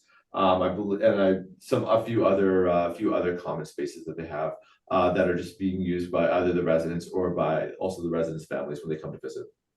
Okay, but newer apartment buildings would also have the same sort of amenities, with the exception of probably the common dining area. Would you not say? To a certain extent, yes. So there, I know some of the newer apartment buildings have, say maybe small gym spaces. But then when it comes to the seniors living facilities, and I'm not sure how familiar you are with them, they just tend to have more space, right? They have more larger common rooms. You wouldn't necessarily have that within a multifamily property, right? It just doesn't lend itself as well to that. They don't have the same need for those amounts of space. Yeah, and if I can add, in my experience, and I've inspected, I guess probably 7 or 8 seniors living facilities throughout Winnipeg. Generally, if you have a multi-story seniors living facility, the majority of that main floor is devoted to common elements. Whereas in an apartment building, you wouldn't see the entire main floor devoted to amenity space and common areas. Okay, thank you. Ms. Tang, desire for summation on this property? Chair, sorry, I'm sorry, Mr. Chair, may I ask one more question of the a applicant? follow-up question, certainly. Thank you. In regards to the building, there's two buildings, so does your records indicate that there is a kitchen facility in both buildings that's serving meals? My understanding is that the amenities are shared between the two buildings. Okay. Okay, thank you. That's all my questions. Thank you. Ms. Tang, desire for summation? No, that's fine. Mr. Horsburgh? I believe we've covered everything. Thank you. Yeah.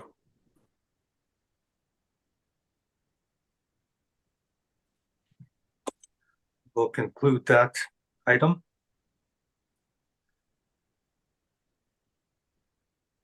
We can move on to item number 5, preliminary issue here being late submission. Reason for that, Mr. Horsburgh? Again, I apologize. It was the same IT issue, and I do promise to make sure that my submissions are submitted a day prior, so that if I do run into IT issues, this won't be a problem again, and I am sorry for that. Thank you. We will have a very brief recess. The board will discuss the matter. So if you would please, Mr. Mohan. Put us in camera. I was wondering if I can use the bathroom at the meantime. Do you need a 10-minute break? Yes, please. We will reconvene at 11:50. Okay, thank you. Thank you. I'll call the meeting back to order. We have discussed it, and we are going to allow the submission of the evidence. So we'll continue on with item number 5 on our docket, 216 Edison Avenue. When you're ready, Mrs. Assessor, we'll hear your evidence, please.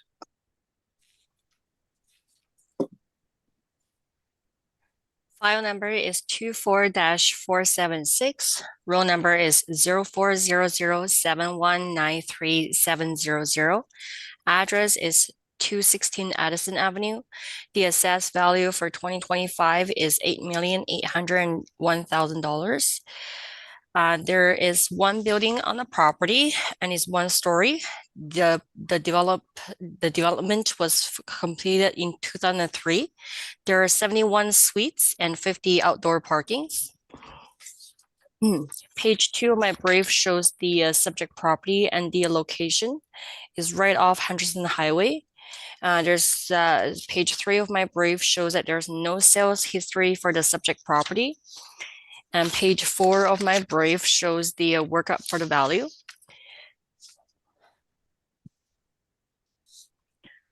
So there is there is 49 1-bedroom, 22 2-bedroom suites, and we assigned a monthly rent of $1,044.20.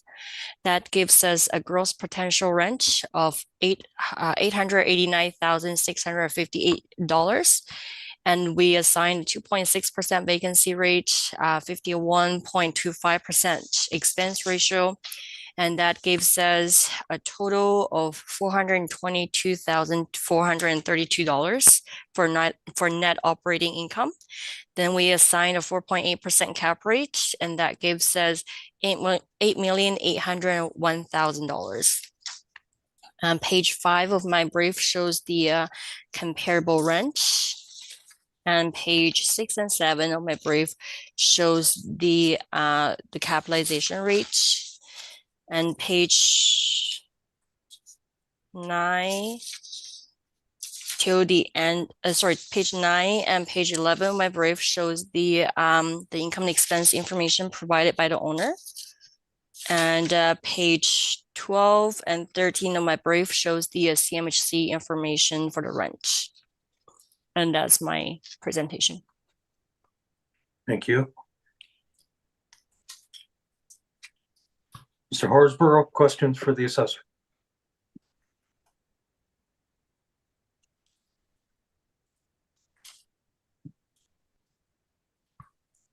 Sorry, Mr. Chair, I was on mute. Just if we go back to page 1 of Ms. Tang's disclosure, similar to a question I asked for the last property, I'm just wondering, did the assessment department in valuing the property, was any consideration given to the lack of parking, the inadequate parking?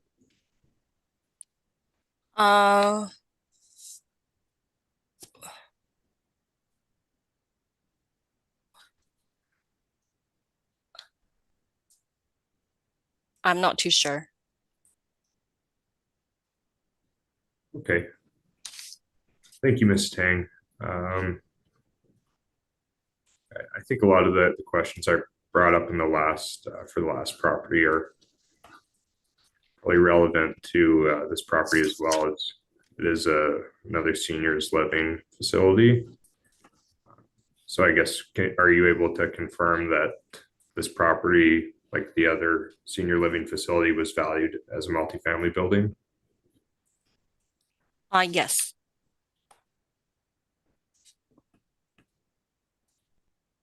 And the city doesn't have any cap rate evidence pertaining to seniors living facilities. I guess we're just using the market capitalization information, and we basically just assign those ones to the senior housing properties. Right, and no, We don't have a separate study for that. That's Okay. correct. Thank you. Mr. Van Bruggen, do you have some questions? If we can turn to page 4 of your submission, please. And just let me know when you're there. I'm there. Thank you very much. You can confirm that you're using a 51.25% expense ratio for the property? That's correct. So what goes into looking at the expense ratio? Or applying an expense ratio? Because it occurs to me that this property is 2003, the other property is only a couple of years older, but this expense ratio is at the 51.25%.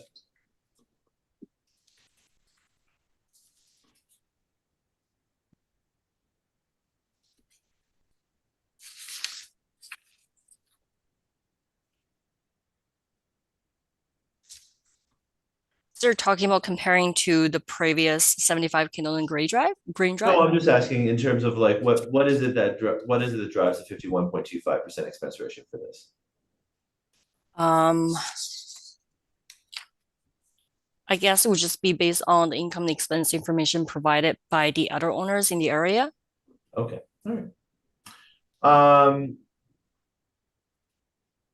And sorry, and just because I might have missed it, and you confirm that this is a seniors living facility, is that correct? I would assume so. Okay, excellent. No, I think that concludes my questions. Thank you so much. Thank you. Ms. Anderson, questions? I have no questions. Thank you. Thank you, Mr. Stephenson. No questions at this time. Okay, and I have nothing to. No, I'm fine. We'll hear from you, please, Mr. Horstrom. Thank you, Mr. Chair. So looking at the first page of my disclosure, we're dealing with 216 Edison Avenue, file number 24476, with an assessed value of $8,801,000. A lot of my discussion of this property will be a lot of parallels between the last property we discussed, so it's good that these properties are back to back. Hopefully be able to get through it at a reasonable rate here. So again, we have on page 5 now, I apologize. We have a bit of a summary here. The property is a 71 suite seniors multifamily residential property. The assessed value is $8,801,000. MNP's determination of the market value for the property is $7,441,000. We continue to page 6. We have the assessment and taxations valuation of the property, as Ms. Tang discussed just earlier. Carrying on to page 8, we have MNP's determination of the market value for the property. So you can see we're not disputing potential income, vacancy, or the expense allowance.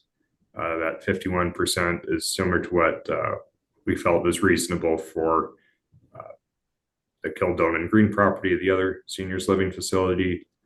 So we agree with the assessor that 51% for seniors living facilities is reasonable. However, again, we do take issue with the capitalization rate. As discussed previously, independent third parties have determined that capitalization rates for this property type range from 6 to 9%. We feel that 6% is reasonable for the property. And in applying that 6% capitalization rate, we end up with our estimate of market value, $7,041,000. So carrying on, we again have the assessment map and the aerial photograph on page 9. On page 10, we have the exterior photographs of the property. And then continuing on to page 11, some sales that you've seen before, giving you an idea as to what the values are for properties of this size.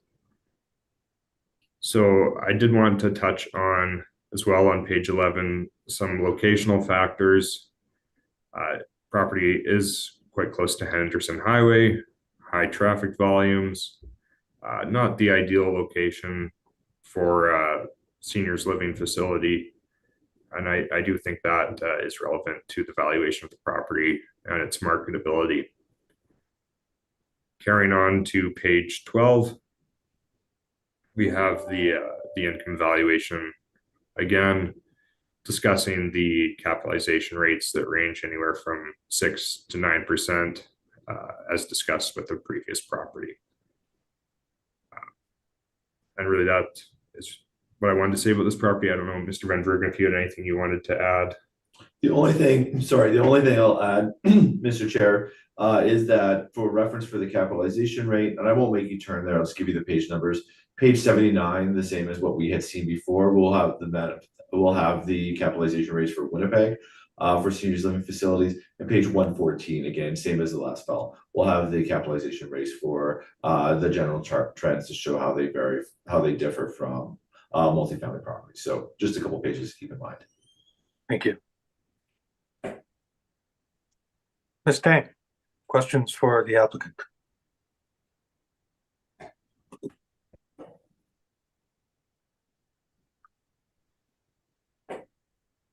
I don't have any questions. Thank you. Mr. Stephenson? No questions at this time, thank you. Ms. Anderson? I have no questions, thank you. And I have no questions. Thank you. Is there a rebuttal for this property as well? We do have rebuttal. Like as discussed before, we feel that the capitalization rates that the city has applied are flawed. But I don't know that we need to go into look into it. Yeah. I thank you. So desire for summation, Ms. Tang? No, that's fine. Mr. Horsborough? We're fine as well. Thank you. Thank you. We'll conclude this matter. And move on to 739 Kimberly.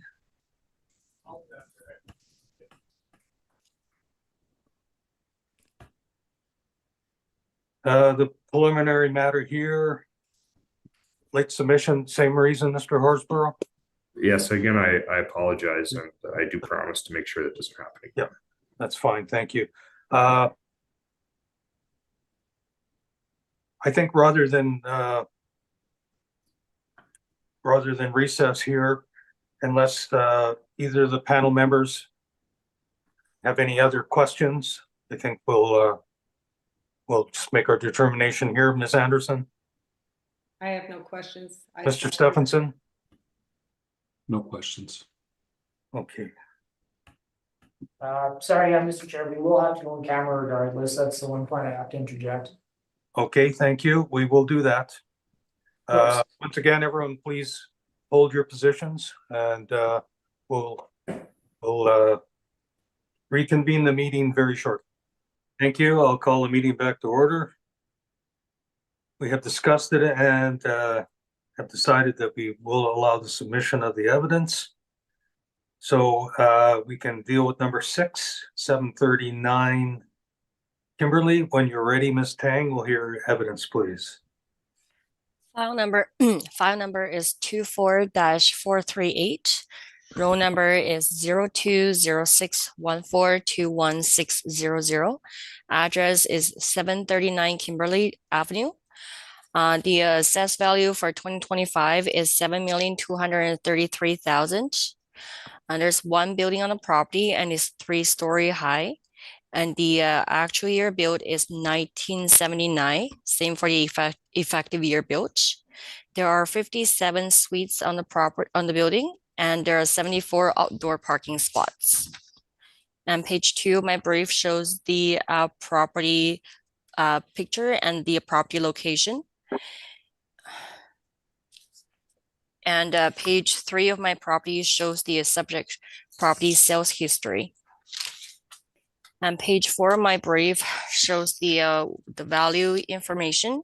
So there are 39 1-bedroom, 18 2-bedrooms, and we assign an average rent of $1,010.63. And we applied a vacancy rate of 2.6% and 45.21% expense ratio.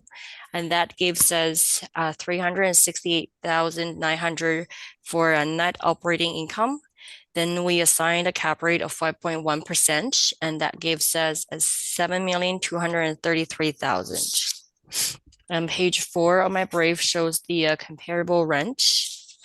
And page 6 and 7 shows the cap rate study. And page 9 till the end of my brief shows the income and expense information provided by the owner. And that's my presentation. Thank you. Mr. Horsborough, questions for the assessor?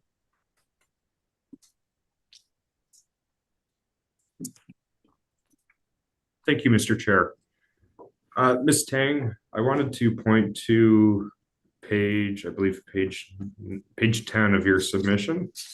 If we could all take a moment to get to page 10 of the submission.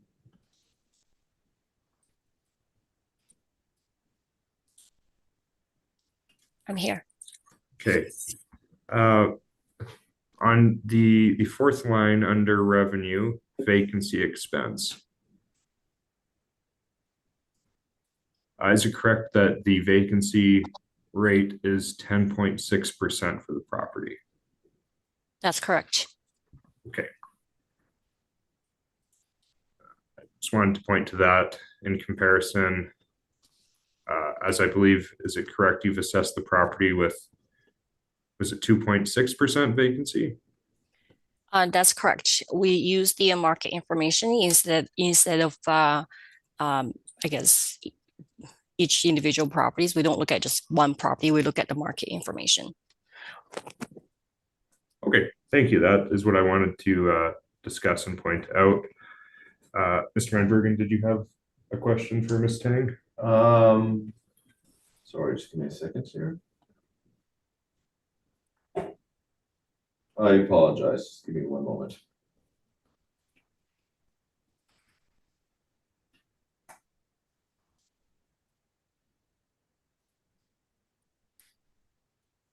As well, if we can turn to page 10, please. And just let me know when you're there. I'm there. On page 10, you would agree that if we take a look, there's a rental reduction on that the property is receiving of $34,351. Is that correct? That's correct. So that's basically an adjustment that they're making, a rental rate concession they're making for tenants within the building. Is that That- correct? That's correct. And then if we turn to me, if the board will turn with me to page 11.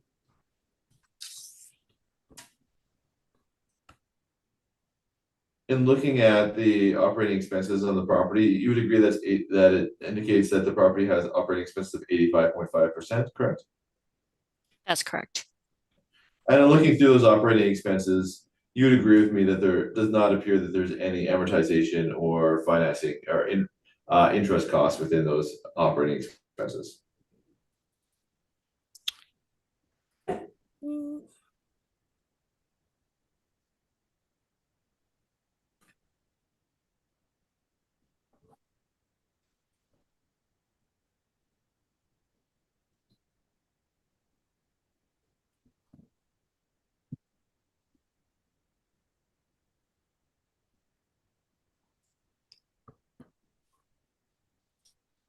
I don't think so. Okay. And then finally, on the bottom of page 10, you would agree that the net operating income for the property as reported for December 31st, 2022 is 91,504. That's Okay. correct. Yeah. Excellent. Thank you so much. I think that concludes my questions. I appreciate it. Thank you. Ms. Anderson, questions for the assessment? I have no questions, thank you. Mr. Stephenson? No questions at this time, thank you. Just one for me. The parking revenue that's included in the suite cost or income from the suite, is that correct? That's how this is valued? That's correct. Yeah. So I see that there's more parking than suites. So that's treated the same as if there's more suites than parking. Is that correct? That's correct. Thank you.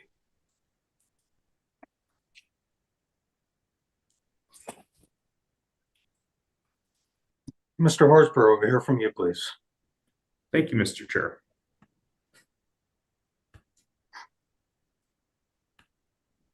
Beginning on page 1 of the disclosure, property we're discussing is 739 Kimberly Avenue, file number 24-438, with an assessed value of $7,233,000. Moving to page 3 of the report, we have just a small summary here. Subject property is a 57 suite multifamily residential property built in 1979.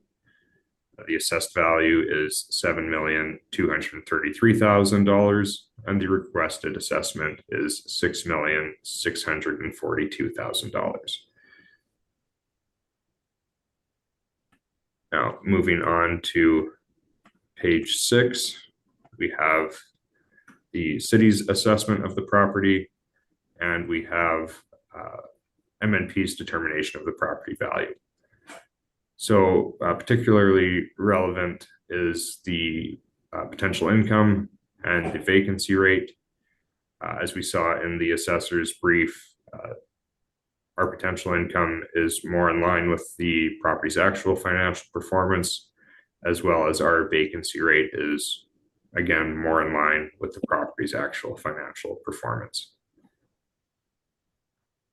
So including the vacancy expense and the correct income, we receive a value which is similar to what the city assessed it as, but slightly lower at $6,642,000.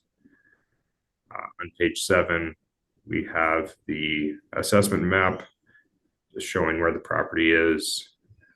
See Gateway Road, Kimberly Avenue. And then below that, we do have an aerial photograph. And on page 8, we do have the exterior photographs.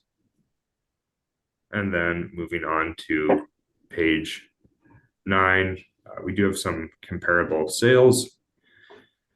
So looking at properties nearby, of a similar size, we have sales that range from around 90,000 per dwelling unit to 113 or 136,000 per dwelling unit.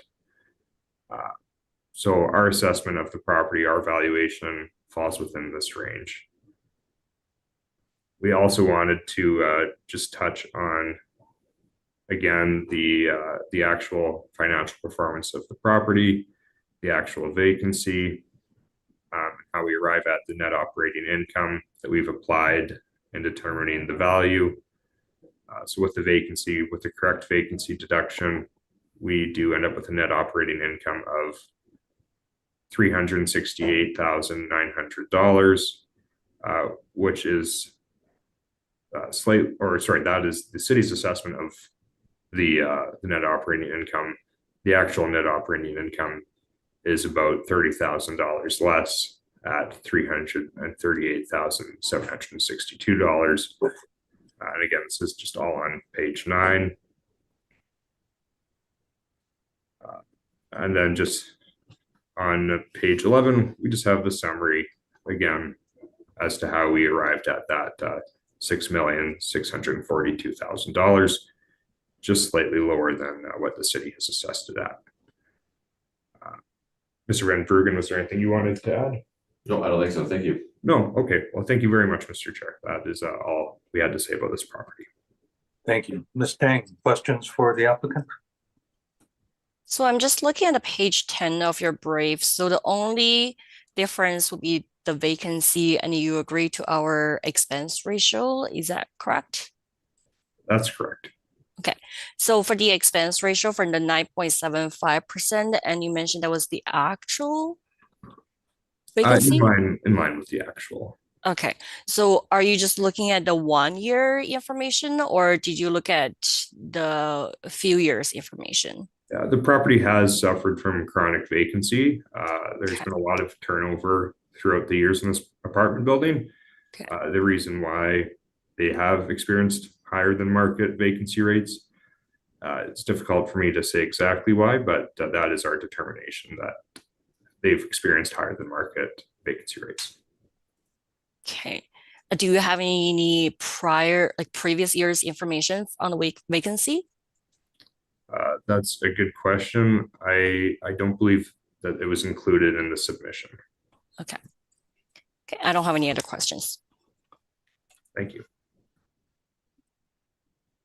Thank you. Mr. Stephenson, questions for the applicant? No questions for me at this time. Thank you. Ms. Anderson? No, I have no questions at this time. Thank you. Okay. Vacancy, is that something that's considered point in time, or is that historical, or is that based on projected, or is that part of what's happening in the market? What is your interpretation of that? My interpretation of it is that for this property, they're experiencing higher than average or higher than market vacancy rates. It does seem that that's continued to be a problem over the years for the property. Generally, vacancy is lower, but looking at this property, the market value effective April 1st, 2023, it would be difficult for any potential buyer to look at it and discredit what the vacancy is. So I feel that in terms of the market value, no one who is looking at the history of this property and coming to their own determination of what they would buy it for, they would have to take into consideration that the property, for whatever reason, has experienced high vacancy. Thank you. Ms. Tang, desire for summation? No, that's fine.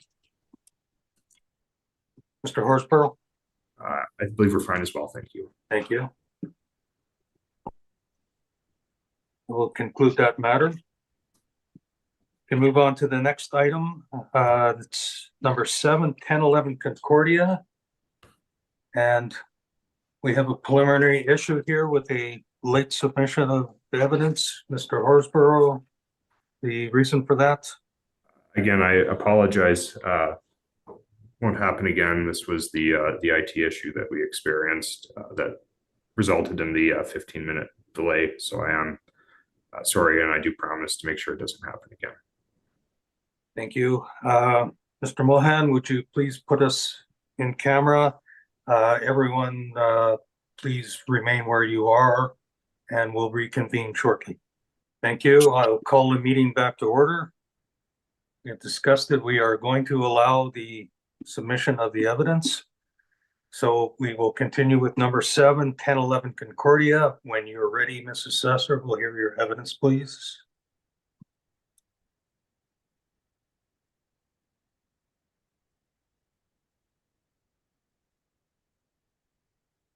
I think you're muted, Madam Assessor. Sorry. File number is 24-436. Row number is 020613005000. Address is 1011 Concordia Avenue. The assessed value for 2025 is 11,044,000. There's one building on the property and a 7-story. The actual year built is the same as the effective year built, which is 1972. There are 89 suites and 89 outdoor parkings. Page 2 and 3 of my property, page 2 and 3 of my brief shows the subject property picture and the location. And page 4 shows that there's no sales history for the property. And page 5 of my brief shows the workup for the value.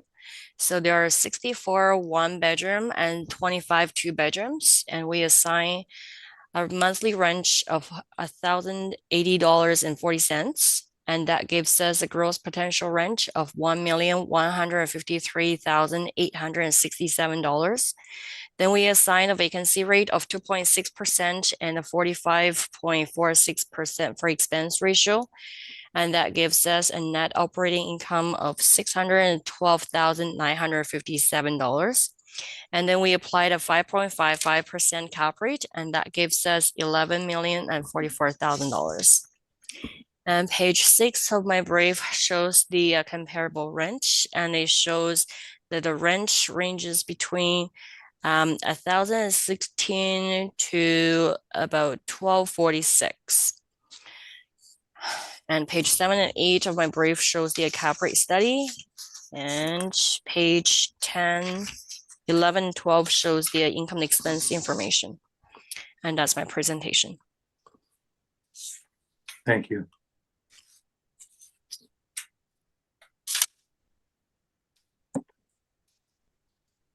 Mr. Horsmer, questions for the assessor? Thank you, Mr. Chair. I don't have any questions for the assessor. Mr. Van Bruggen? No, thank you very much, Mr. Chair. Thank you. Ms. Anderson? In regards, yes, thank you. Sure. In regards to the potential rent, that's model generated, all model generated. That's correct. Okay, and looking at your rent comparables on page 6, which do you believe is the most comparable to this property, the best comparable?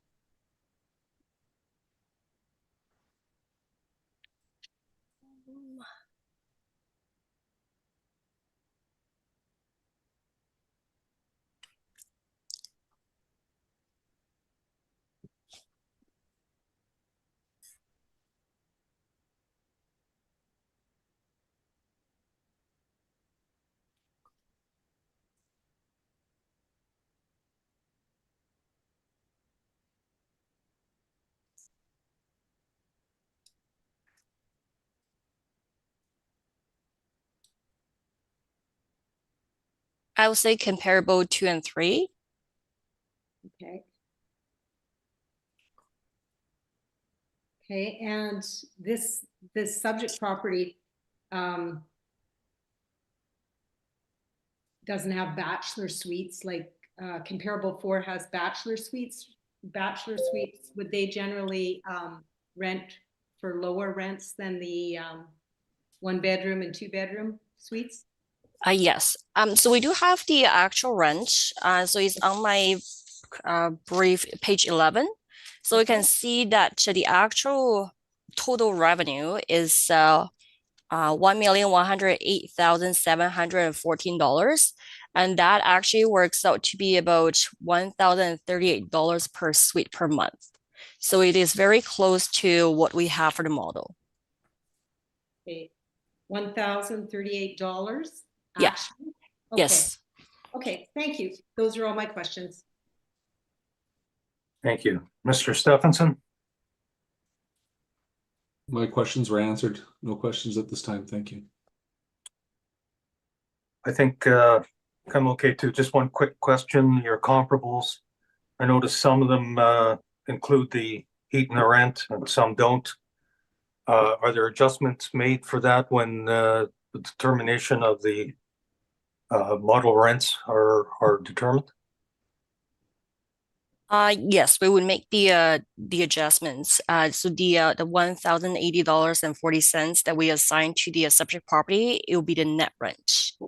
So there wouldn't be any heat in the rent. Thank you. Mr. Horsborough, we'll hear from you, please. Thank you, Mr. Chair.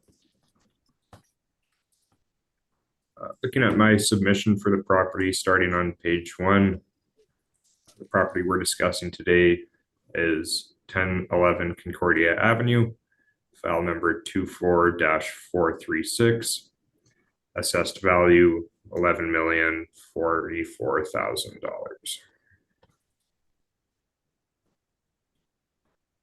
Moving on to page 3, the subject property is a 89 suite multifamily residential property built in 1972. MNP's valuation of the property has given us a market value of $10,288,000. Moving on to page 6, the rationale for that valuation of the property is based on the potential income. MNP has determined that the potential income of the property is slightly lower than as it was assessed. The potential income is $1,074,924. We're not disputing the vacancy rate or the expense allowance, and are in agreement with a capitalization rate of 5.55%.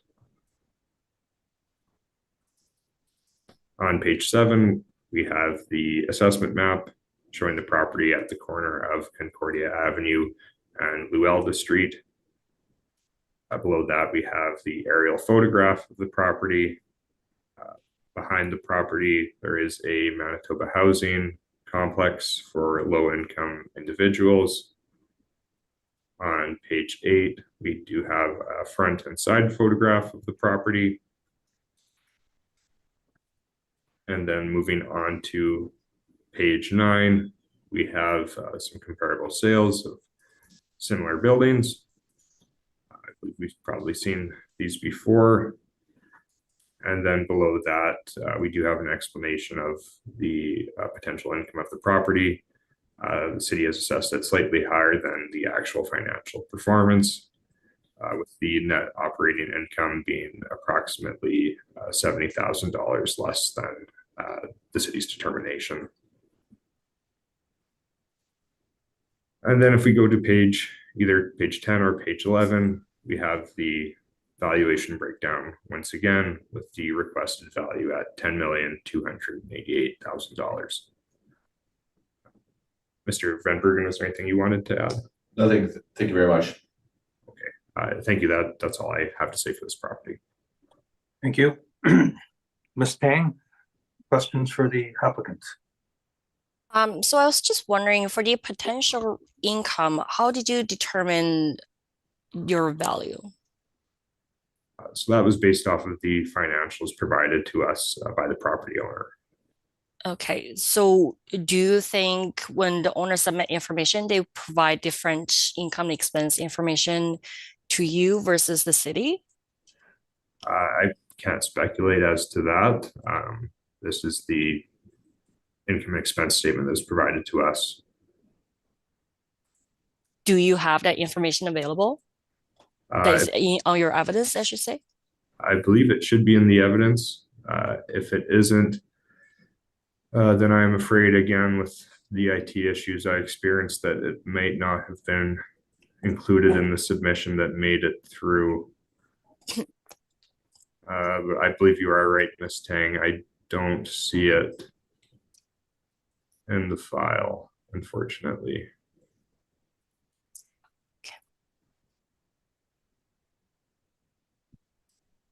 My apologies.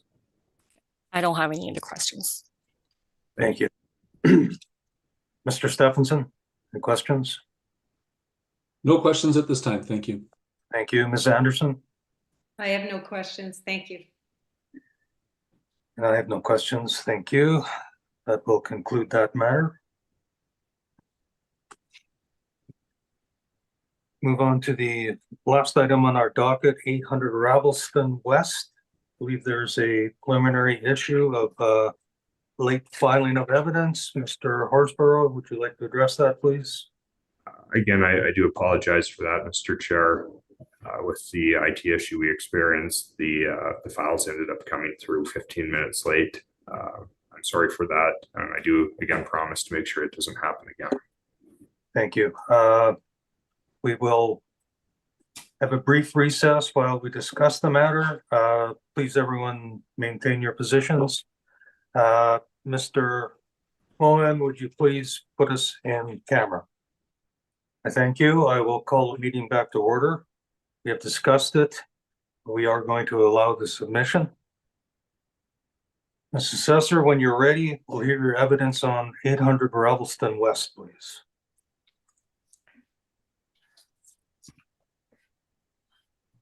File number is 24-906. Row number is 090104752125. Address is 800 Ravelston Avenue West. The assessed value for 2025 is $14,577,000. There's one building on the property and it's 5-story. The property was built in 2020 and there are 68 suites and 102 outdoor parking. Page 2 and 3 of my brief shows the subject property photo and the location. And there's page 4 shows that there's no sales history for the subject property. And page 5 of my brief shows the income information, the value information. So there are 21 bedroom and 38 2-bedrooms and 10 3-bedrooms. And we assign a monthly rent of $1,431.26. And that gives us a gross potential rent of $1,167,908. Then we assign 2.6% vacancy rate and 39.13 expense ratio. And that gives us a net operating income of $692,422. Then we assign a 4.7% cap rate, and that gives us $14,577,000. And page 6 of my brief shows the comparable rent. And 7 and 8 of my brief shows the cap rate study. And that concludes, because the property is really new, so we don't have any income expense information for the property. And that's my presentation. Thank you.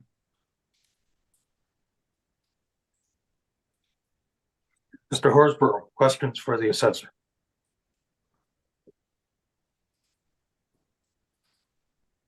I don't have any questions for the assessor. Mr. Renbergen? No, I don't think I have any questions. Thank you, Mr. Chair. Thank you. Mr. Stephenson, questions for the assessor? No questions at this time. Thank you. Thank you. Ms. Anderson? I have no questions. Thank you. I have no questions. Thank you. When you're ready, Mr. Horsborough, we'll hear your evidence, please. Thank you, Mr. Chair. So starting on page 1 of my disclosure, we're discussing 800 Ravelston Avenue West, file number 24-906, with an assessed value of $14,577,000. Moving forward to page 3 of the disclosure, The subject property is a 68 suite multifamily residential property. The assessment of $14,577,000 is not reflective of the property's market value. MNP has valued the property, and we have determined the fair market value to be $12,589,000. Now on page 4 and 5, we have the assessment and taxations valuation workup. And then moving on to page 6 of the disclosure, we have both the assessment department's valuation and MNP's valuation as well. MNP isn't disputing the potential income, vacancy allowance, or expense allowance. We are, however, disputing the capitalization rate. We do feel that the capitalization rate of 4.75 isn't well supported, and market evidence points to a capitalization rate of 5.5% as being appropriate for the subject property. In applying the 5.5% capitalization rate, we arrive at the market value of $12,589,000. Moving on to page 7 of the disclosure, we have the subject property highlighted in red. It is an irregular shaped parcel at the corner of Ralston Avenue West and Plessis. Unfortunately for this property, it's not an ideal location for a residential multifamily development, considering the traffic volumes and surrounding land uses. But we'll discuss that further shortly. On page 8, we have exterior photographs of the property. And then on page 9, we have some larger multifamily properties that have sold over the years. And we can see that the subject property being assessed at a rate of $214,400 per dwelling unit is significantly higher than any other multifamily sales. Again, acknowledging that the other property sales are of older buildings. Still, the assessment is significantly higher at the $214,400 rate. Important to mention, relevant to the market value are some locational factors. Again, being located on Plessis, it's a trekking route where you're going to have a lot of larger vehicles, industrial vehicles, roads running 24 hours a day. Directly across the street from the subject property, to the displeasure, I'm sure, of many of the tenants, we have a fast food restaurant that's open 365 days a year, operating 12 hours a day. The important thing to note with these locational factors is that they're not great for the tenants, and again, it limits the kind of tenants you're going to attract and ultimately the rents that you're going to be able to achieve when you're not in the best location, where you're going to have disruptive land uses around. Again, it's worth mentioning that the property is quite close to numerous industrial properties. So there are certainly more attractive multifamily investments out there, which again is one of the reasons why we feel that a higher cap rate is required in terms of determining the market value of the property.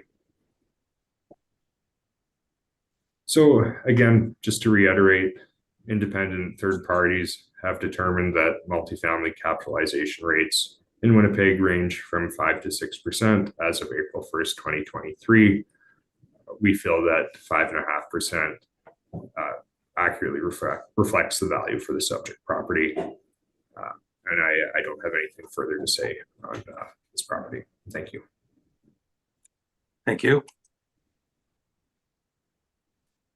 Ms. Tang, questions for the applicant?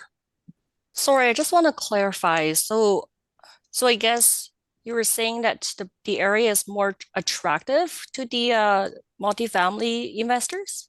No, Or is less sorry, attractive? I might have misspoken. Yeah, less attractive, given the surrounding land uses are predominantly industrial. Okay, so I'm just wondering for the multifamily properties, what method would you use to appraise the property? Would you use the income, the cost, or direct comparison? Which would you use? I would use the income approach. Okay, so I guess for on page 9 of your brief, it just shows the sales comparison. So that'll be the comparison approach, is not really the income approach. Yeah, So I provided, oh, sorry. Did you have more you want to add? So I guess I was just wondering, so you're only using these sales to determine if our valuation is fair or not fair? I've included those to provide an oversight, an idea as to on a per unit basis, this is what multifamily properties sell for. I'm not, and in my valuation of the property, it's good to have benchmarks and to know generally on a per unit basis, this is what multifamily buildings sell for. In valuing the property, I wouldn't, and appraisal theory wouldn't really support direct comparison approach in terms of if you were to do an appraisal for financing or whatnot. It is just helpful, I think, probably for the board and for ourselves to have some of those benchmarks and to know what are multifamily properties selling for on a per unit basis. But to answer your question, no, in my valuation, I'm looking at the income approach. I'm not valuing it based on the direct comparison approach. Okay, no further questions. Thank you. Ms. Anderson, questions? I have no questions. Thank you. Mr. Stephenson? No questions at this time. And I have no questions. Desire for summation, Mrs. Assessor? If Mr. Chair, if you allow it, we'll just point to our rebuttal one final time. This same rebuttal evidence you want to present here? That's correct. Okay, do you want to just briefly touch on that then, what your... Just briefly, I'll let Mr. Van Bruggen say a few words. Certainly.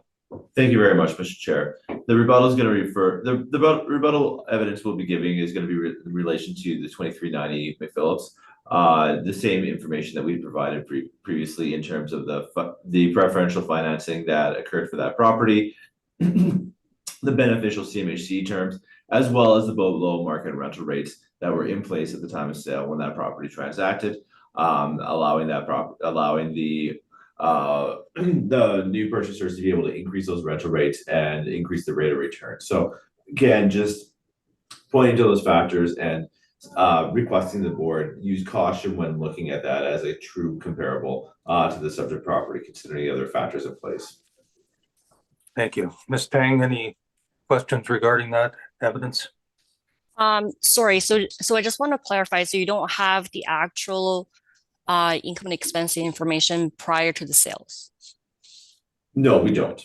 Okay, so you don't know the actual cap rate will be with the actual sales information. Our understanding is once those rental rates are adjusted to market, the capitalization rate was close to the 5.25%. But again, we don't have the information. That's just talk within the industry. Okay, so the 5.25% is only based on the actual the comparable market information, the comparable rent, and the net operating income. Right. So the Okay. 5.25 would be derived from if the rents in the property were actually reflective of market. So the problem again is the property sold below market rents. If you adjust those rents up to market, the capitalization generated would have been at 5.25 versus. So that'll be based on the hypothetical rent. Sorry. That'll be based on the hypothetical rent. That would be based on what the typical rents would be for that space. Okay, no further questions. Thank you. Ms. Anderson? I have no questions. Thank you. Mr. Stephenson? No questions, thank you. I do not. So thank you. So now, Ms. Tang, desire for summation? No, I'm fine, thanks. Mr. Horsborough? I'm fine as well. Thank you, Mr. Chair. Thank you. Then that will conclude that item. And we have heard all the items that are scheduled. And this hearing is now adjourned. Thank you for your participation, everyone. Thank you. Thank you very much, everyone. I appreciate your time. Have a wonderful day. Thank you, Ms. Tang. Thank you to the board members as well. Thank you. Appreciate it. Thank you. Bye. Bye-bye.